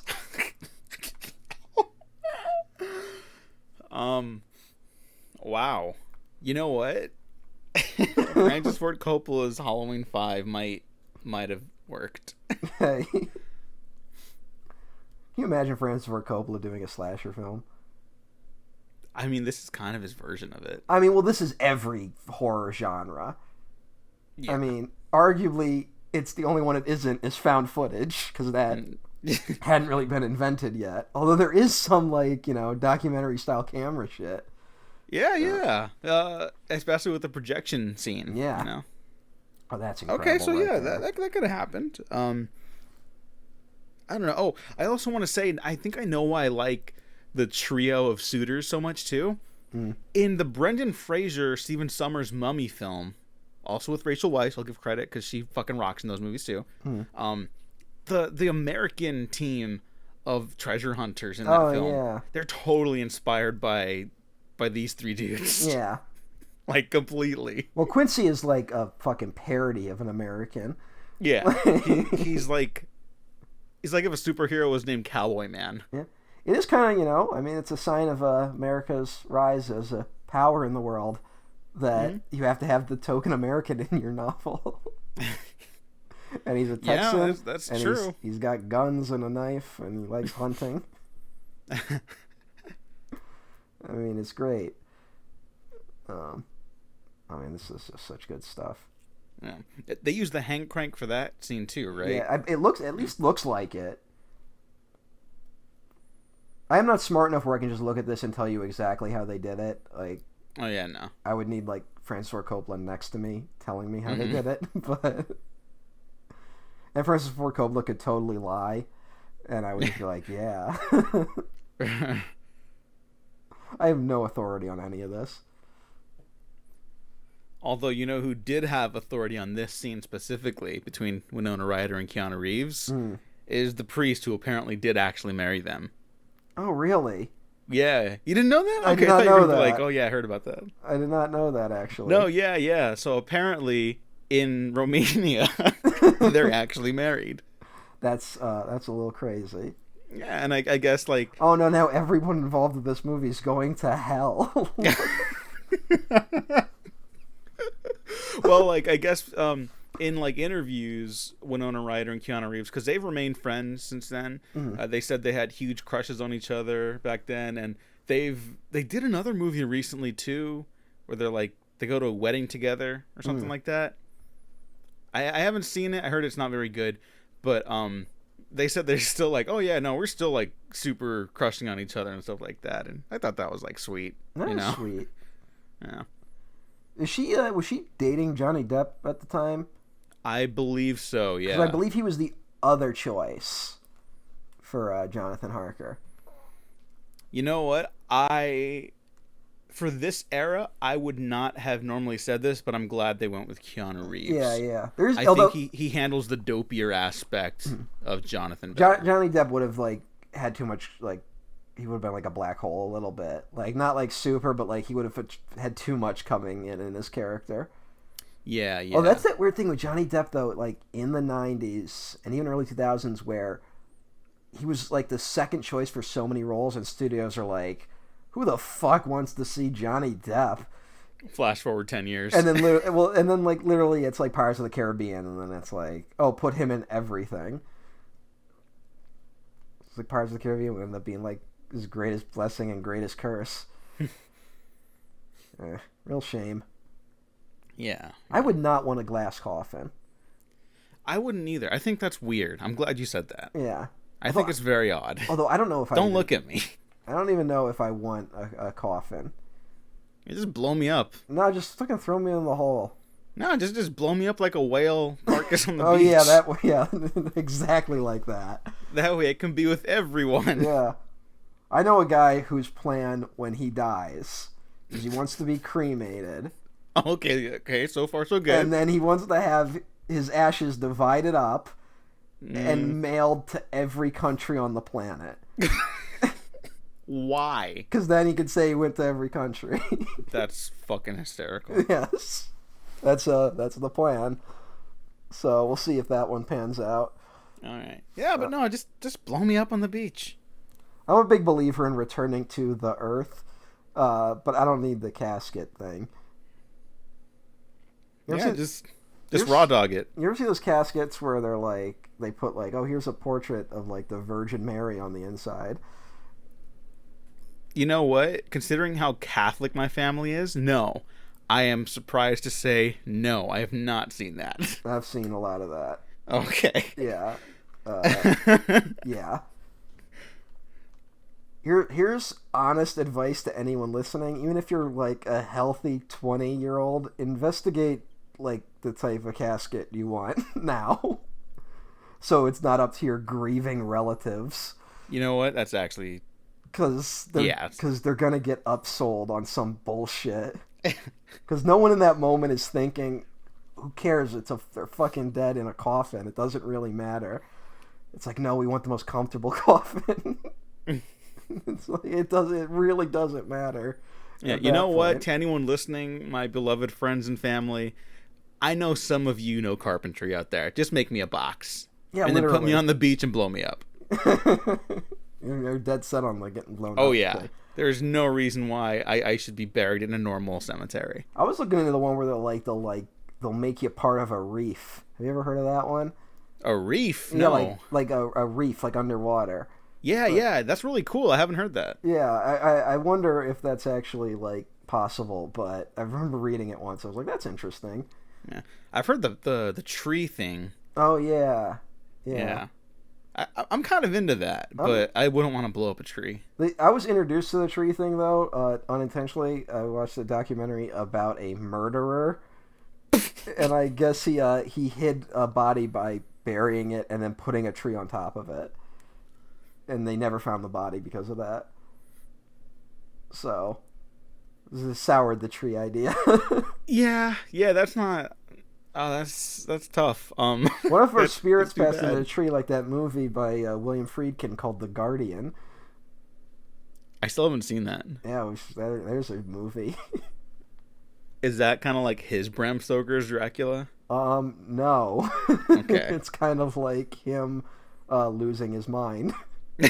Okay, so maybe kind of like his Bram Stoker's Dracula. No, it's like if Bram Stoker's Dracula was directed by this Van Helsing.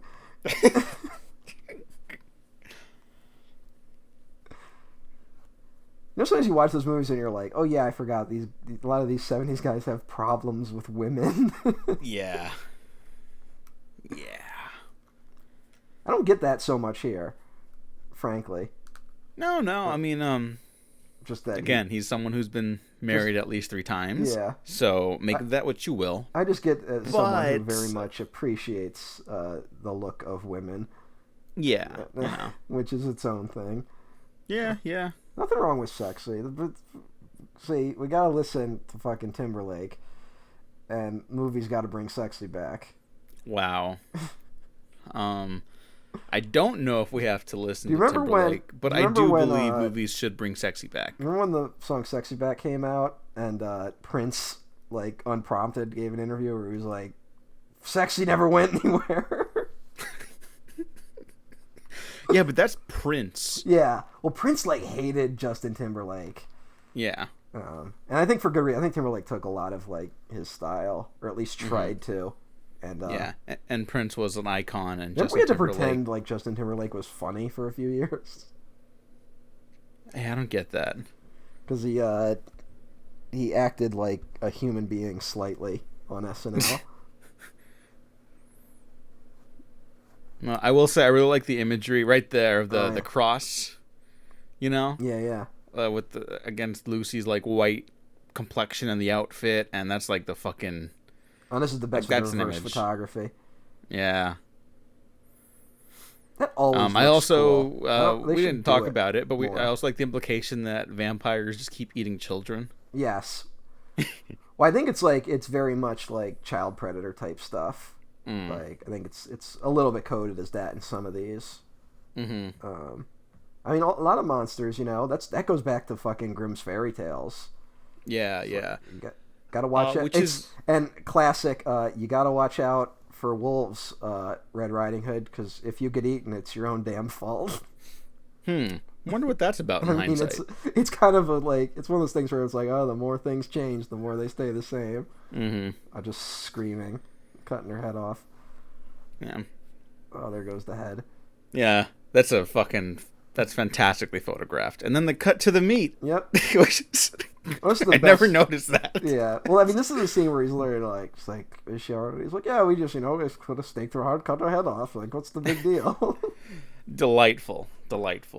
I want to go back to the comment about maybe some villain coding, which is also why I know some people maybe have some issues with how vampires are sometimes treated as like sexy, and like there's like a. It's not like a big issue, but it is like a point of discussion where it's like, well, are they like predatory monsters? Mm-hmm. Are they more sexualized? Are they more heroic? Are they antagonistic? And it's like, I think the beauty of like the monster interpretation is that it's all fiction, so they can kind of be anything. Yeah. You know? Well, it's also like it's one of these things where it's something that we've definitely gotten even worse at discussing. Of just because you enjoy it being depicted in fiction does not mean you enjoy it in real life. Yeah. You know, which is just something we've completely lost the thread on. Mm-hmm. And it's just it's I don't know, it seems to be just a natural thing people like, and it doesn't reflect anything. It doesn't mean people want vampires to come and kill them in actual life. But yeah, and and it's a thing of like a lot of these codings will start out as like very negative and being like, yeah, these are like what the evil gays are like.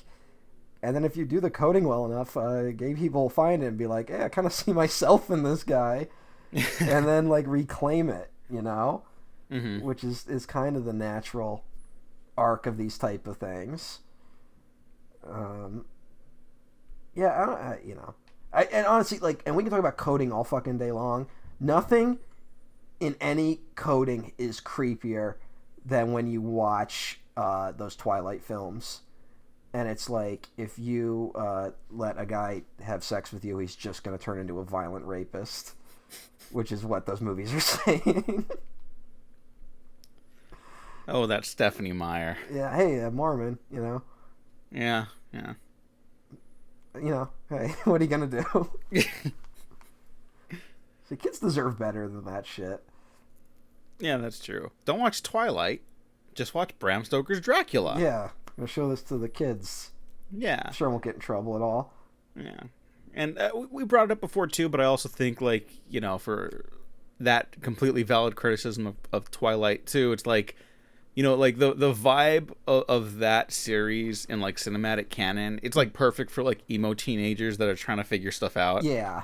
Like it, like for that age group, like it totally makes sense that why that was a hit, and like I'm cool with it, like having come into people's lives. Well, I remember, but maybe we don't need to hold on to it either. Yeah, well, I remember when Twilight was like in full swing, there was a genuine concern that it was like gonna ruin a generation almost, like kind of that classic moral panic you get. Not in like the like that it was gonna turn kids into like perverts or anything, like, but like that it was gonna like teach these kids like really negative things about sex and stuff like that. And you see that generation coming of age, and they're all kind of like, yeah, it's kind of funny that I was into that then, you know? Yeah. And like they hold it very close. And I think the same thing happened. Remember when like I apologize to everyone for going here, but like when there was like a discussion a few years ago, and by a few years I mean a decade, that like as internet pornography got more and more important, like I mean more and more readily available, that like there was the fear that like, is this just going to ruin a generation of young men, and like are they going to be like sexually broken? And then the further we've gotten away from it, it's like, no, that didn't really happen. And so you know, you get those weird moral panics every now and then. Remember Don John? I mean, that's kind of what that movie's about, and that's like peak that, like. And that was also, remember when like sex addiction was a big thing everyone was talking about, which is a real thing. I don't want to downplay it, but it was also why are these celebrities having sex outside of marriage all the time? It was like, oh, clearly they have a sex addiction. That was like the weird like death spasm before the Me Too movement, like where the last time where we were like. It's the weird moment where we're like, what are you gonna do? Boys will be boys. And like 5 years later, it's like, no. Yeah. It's one of these things where it's like, you get people a lot now. We're going a lot of directions. You get people like who'll be like, well, why did no one speak up about like Weinstein for so long? And I just want to fucking grab these people. Because they all think they're going to be the ones that spoke up. And I just want to be like, take them back 5 years and be like, here's what everyone believed 5 years before Weinstein. Like, it was not an atmosphere where you could speak up. And something has changed in our culture that allowed that to happen. And, yeah. Ugh.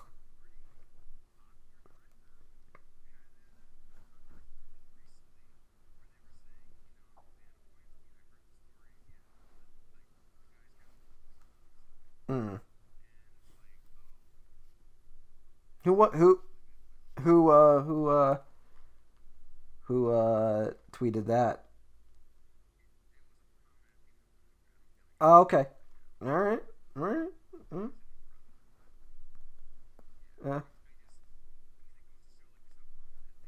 Yeah. Yeah, I mean, I didn't know like the assault stuff, but like the first thing I learned about Harvey Weinstein was that he was a huge asshole. So it's weird. That's, I think, the thing we really should learn is that like it usually doesn't just stop with them being a huge asshole. Okay, are you seeing Renfield right now? All right. So this was the scene that we thought might not be in the film for some reason. Um, no, master. Oh god, he's so good in this.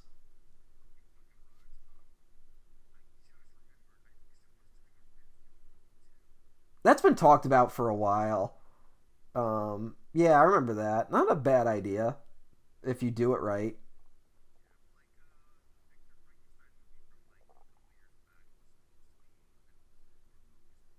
Yeah.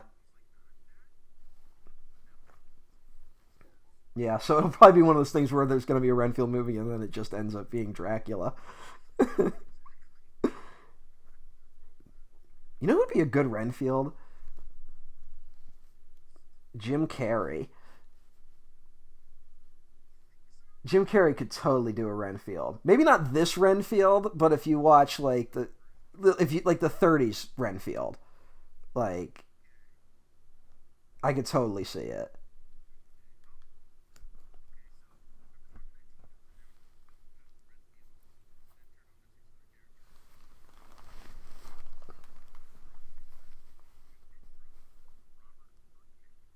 Ah,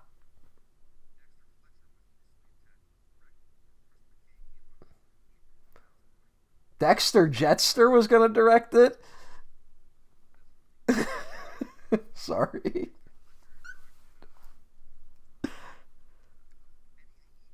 Oh yeah. Hey, a lot of people like that Rocket Man. Yeah, it's solid. Yeah, that's a good choice. Yeah, that's interesting. We'll see. It could be like really good or like really boring. I didn't know there's a movie called The Bride that is like a modern version of The Bride of Frankenstein, like told from her perspective. It was made in like the '80s, and I'm like, how have I never heard of this? And then like I read up on it, I'm like, oh, it's because it's terrible. And it's one of those ones where like sometimes you read reviews and you're like, I can't really trust what critics say because critics are naturally against these type of movies. And then you read the reviews and like you can tell by like those ones like yeah they're probably right on this one because there are a lot of criticisms just being like there's almost nothing here. And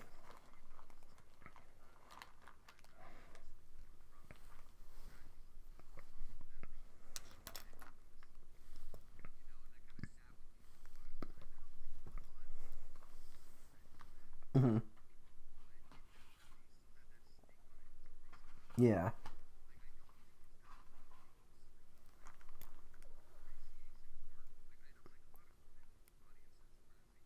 mhm. I know that there are,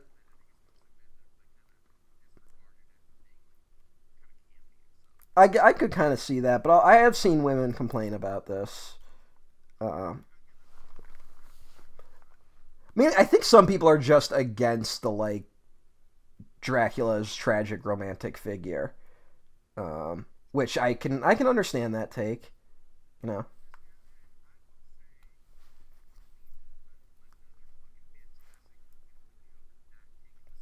yeah,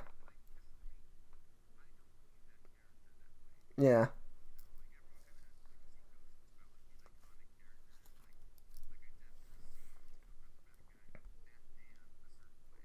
Mm.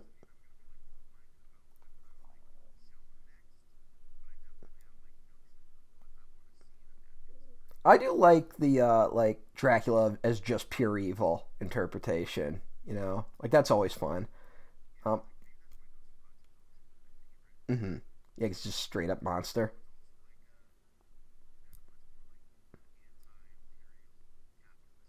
Yeah, I will say it is kind of nuts that like Dracula's plan to conquer the world, which is his plan, involves a real estate deal.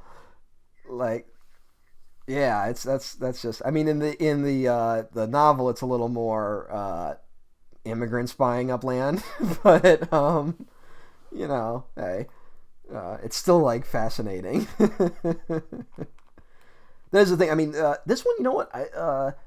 There's no plague in this version, is there? Yeah, because that's another like kind of anti-immigrant thing. Like they're bringing disease. Um, yeah, yeah. I mean, it's in a lot of Dracula versions. Um, but you know, do you remember this? This is like early 2000 stuff. John Carpenter was attached for the longest time to adapt a novel called Fangland that was like Dracula set in modern day.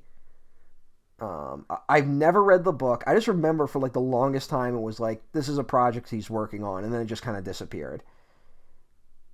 And he seems like a guy who could totally pull off the like Dracula's pure evil. Although if you want Dracula in modern day, just do Salem's Lot. Like, that's kind of. I guess if you're going to do Dracula in modern day, you have to keep him in London. Like, he's kind of such a London figure.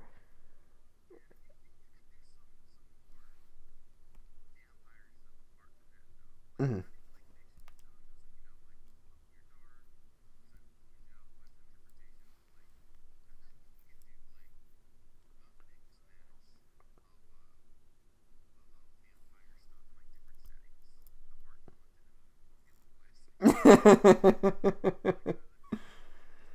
Yeah, fucking Dracula on Mars. Why not? Hey, whatever the fuck was going on in that movie. Good lord. Yeah, it's kind of crazy to think back to how repressed the '80s were. Like, we kind of forget that sometimes. From before, well, it goes up. It goes up and down. Like, I think this is still. I mean, early '90s. This is like the middle of, like, we're still in the AIDS crisis. Like, that could give a whole different interpretation to this stuff. Um, he's a yeah.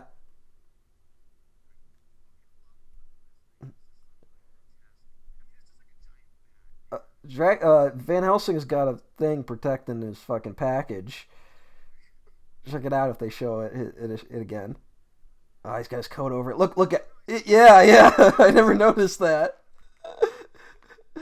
I'm sorry, we were so they're like, well, the bat will be in the shot, so no one's gonna look there. Makes sense. Yeah, put a cross right on your dick. Like, this looks like fucking. Is it Man Bat? Is that his name? Yeah, yeah. They'll never fucking do Man Bat.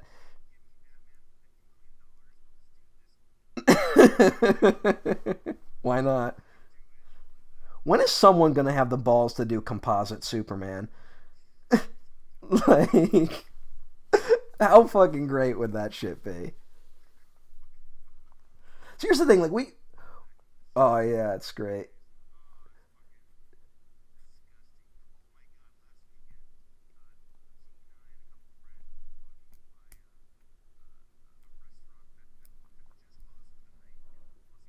Hmm.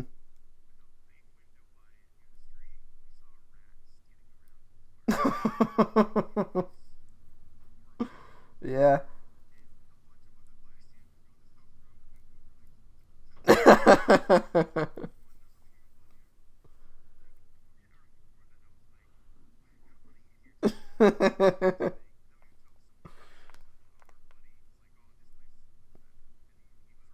Yep, he made the right call. So here's something that's like, this is again why movies kind of suck right now, and it's a point that's been made over and over again. But like, I brought up, like, we were talking about how great that scene was, and then I brought up composite Superman. And the problem is, if you did it in a movie now, there's like the person like off to the side being like, "This is ridiculous," which just seems to be in every movie now. Like, which is what I don't want. Like,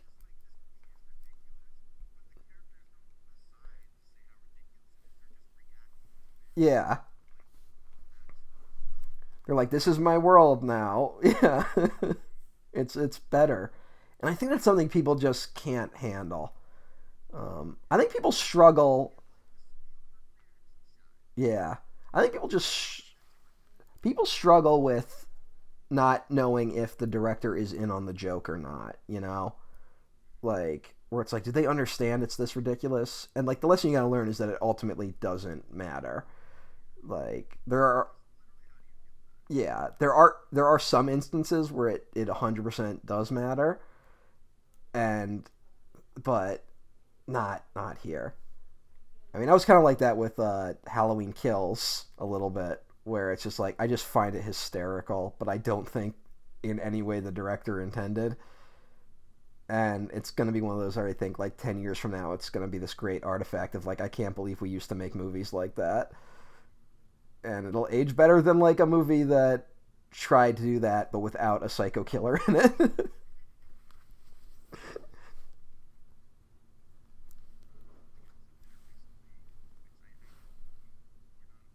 Mm.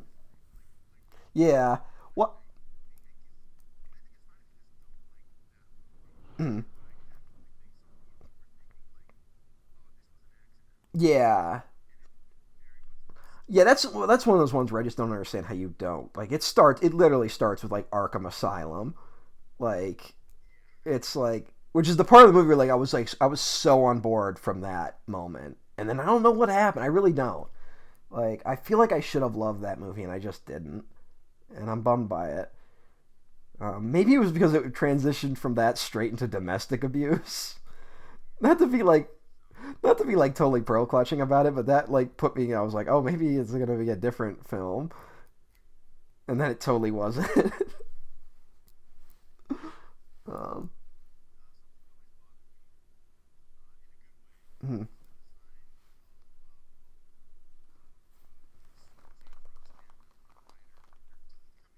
Oh yeah, yeah.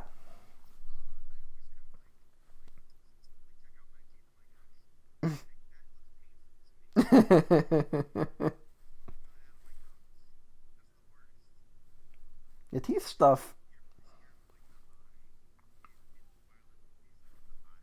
Oh yeah, yeah.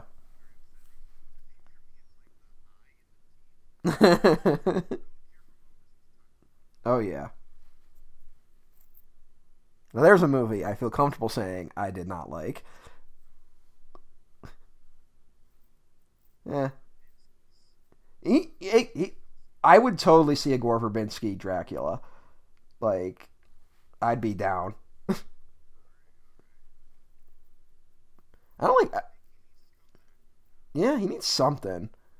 And he's doing Sand Kings, right? Like, which I'm not sure I want his interpretation of Sand Kings, but whatever. No,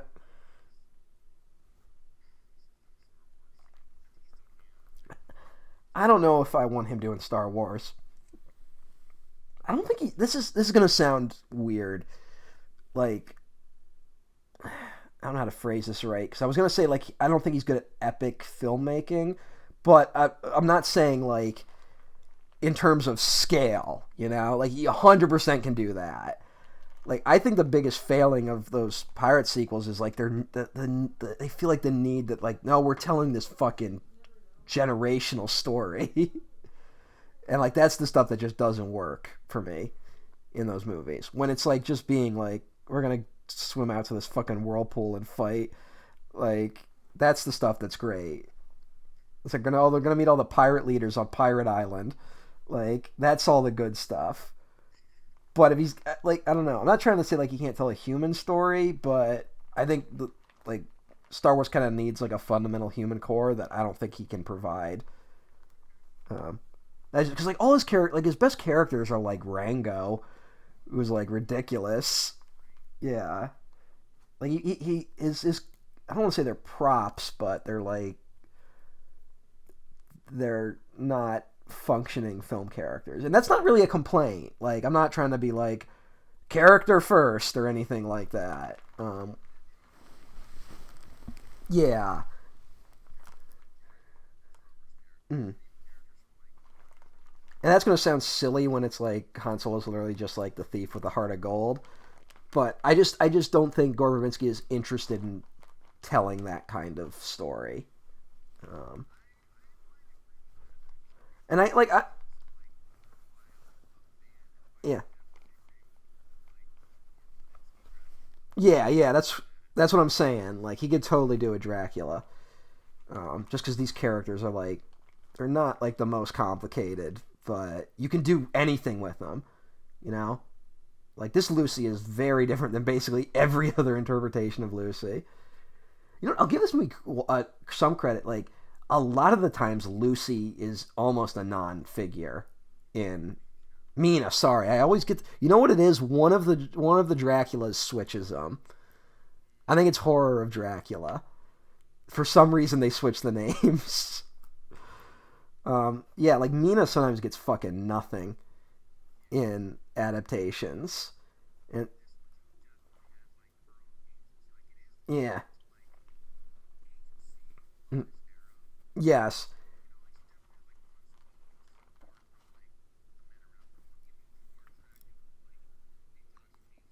and it's ultimately about her like redeeming a man, but she gets to also try and seduce Anthony Hopkins.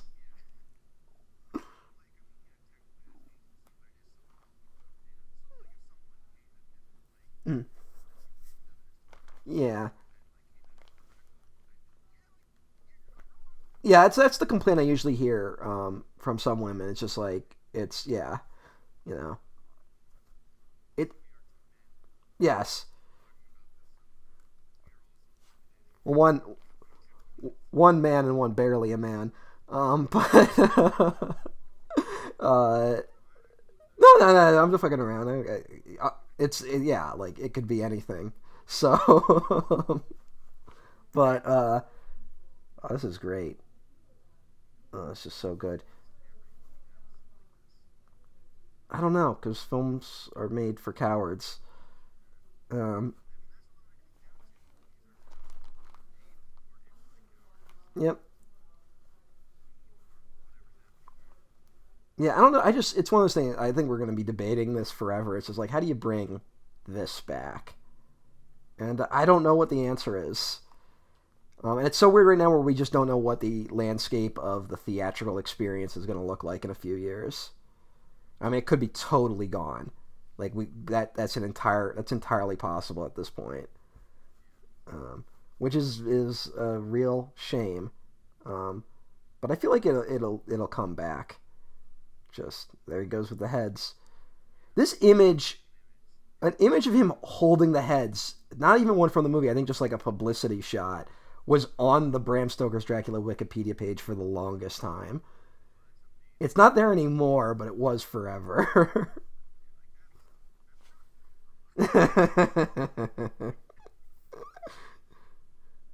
Are you aware?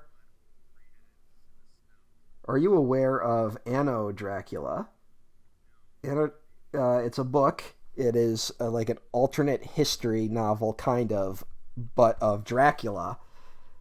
And the idea being that, like, what if they got there too late? Because at this point in the novel, they're racing Dracula back to his home, and they got there too late, and they lose the battle, and Dracula ends up succeeding, and he marries Queen Victoria and takes over the world, basically. And by world, I mean British Empire. And so it's the British Empire ruled by Dracula. Um, it's a nice little book. It's one of those interesting kind of alternate. It's like weird. It's like alternate history, but of shit that isn't real. Also, it has like cameos of like every vampire that's ever appeared in media in it. Yeah, it's written by Kim Newman, who's like kind of like I don't know. He writes a lot about horror stuff, so he knows a lot of this stuff, a lot of this shit. If you look him up, you'd recognize him from popping up in like horror documentaries. When they talk about the history of horror or something. Yeah, good book. I think remember that game, The Order 1886. I think that was like I think they were trying to rip off Anno Dracula at one point when they made it, and then just failed miserably. We get an action chase here.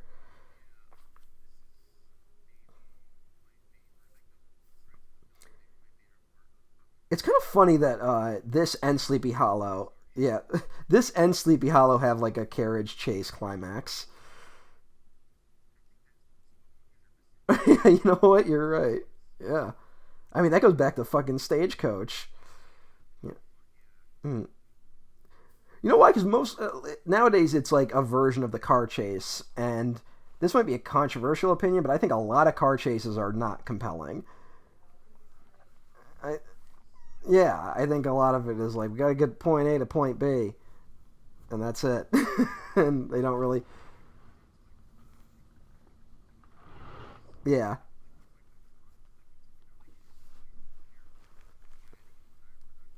Yeah. Mm-hmm.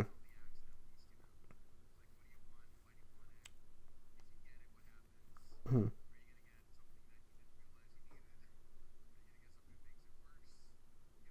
Yeah. That guy fell. Oddly enough, that might be the worst effect in the movie. Which is yeah, gotta get him before the sun sets. Yes, looks looks great. Hmm. I can't remember if Quincy dies in the book. I believe he does. Uh, yeah, it's been a while. Um, one of the Castlevania games, you play as Quincy Morris's descendant, John Morris. Yeah. And it's like the eighth game, and suddenly it's like, wait, we're going to directly tie into the novel?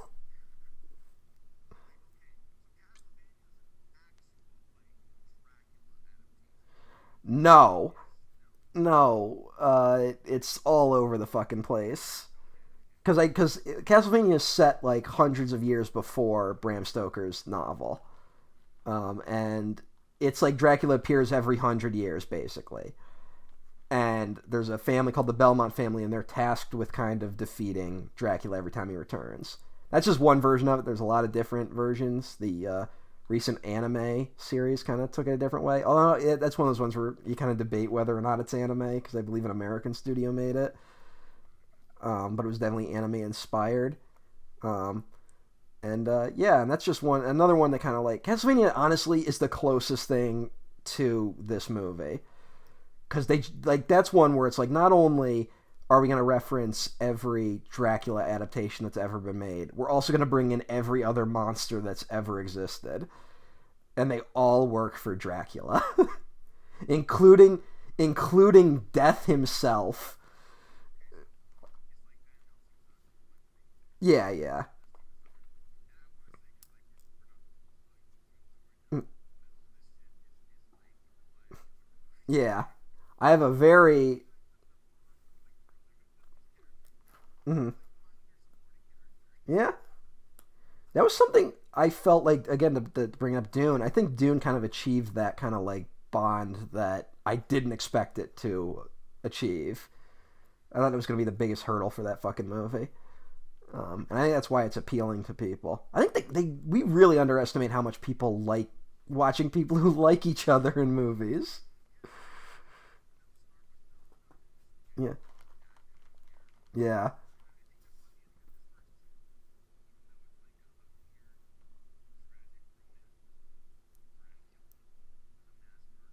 Well, the light came on. Yeah, and yep, and the cross heals. Yep. Yeah, if you do it well, people are gonna like it. People who are at least in touch with their own emotions, in my opinion. I think it speaks to an insecurity in someone if they're like, "What is all this lovey-dovey shit?" Did I ever tell you I watched the movie Patton for a military history class? I tell this story? Yeah, and like Patton kissed that guy on the head, and like one guy in our class was like, "Why the fuck did you do that?" Like he like fucking really freaked out. Yeah, it is sad. But you know what? That kid was like a sophomore in high school. Like, what are you gonna do? Yeah, yeah, going through it. Hope he's doing well wherever he is. And if not, I hope he doesn't vote. What is Kurt Vonnegut? The true horror is waking up and realizing your high school class is running the country.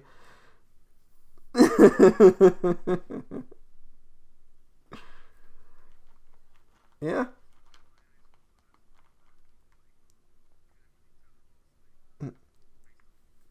Yeah. One thing, people I trust and love the most in this world, I wouldn't want running the country.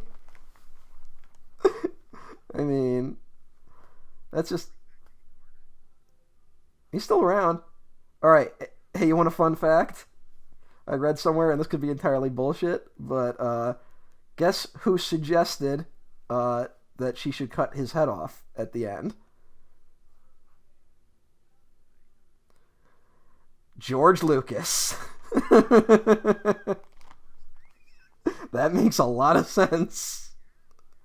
And when you know that, suddenly Revenge of the Sith makes a lot more sense. I'm not even joking. Yeah. A lot of people should have directed those prequels.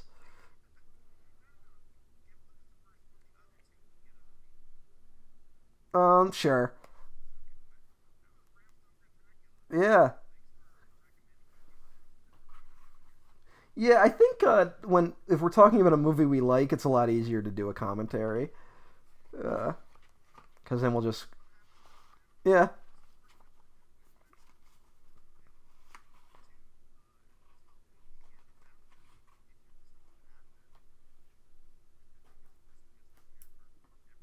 You should... If you're not watching this for the holiday season, what the fuck? Are you even an American?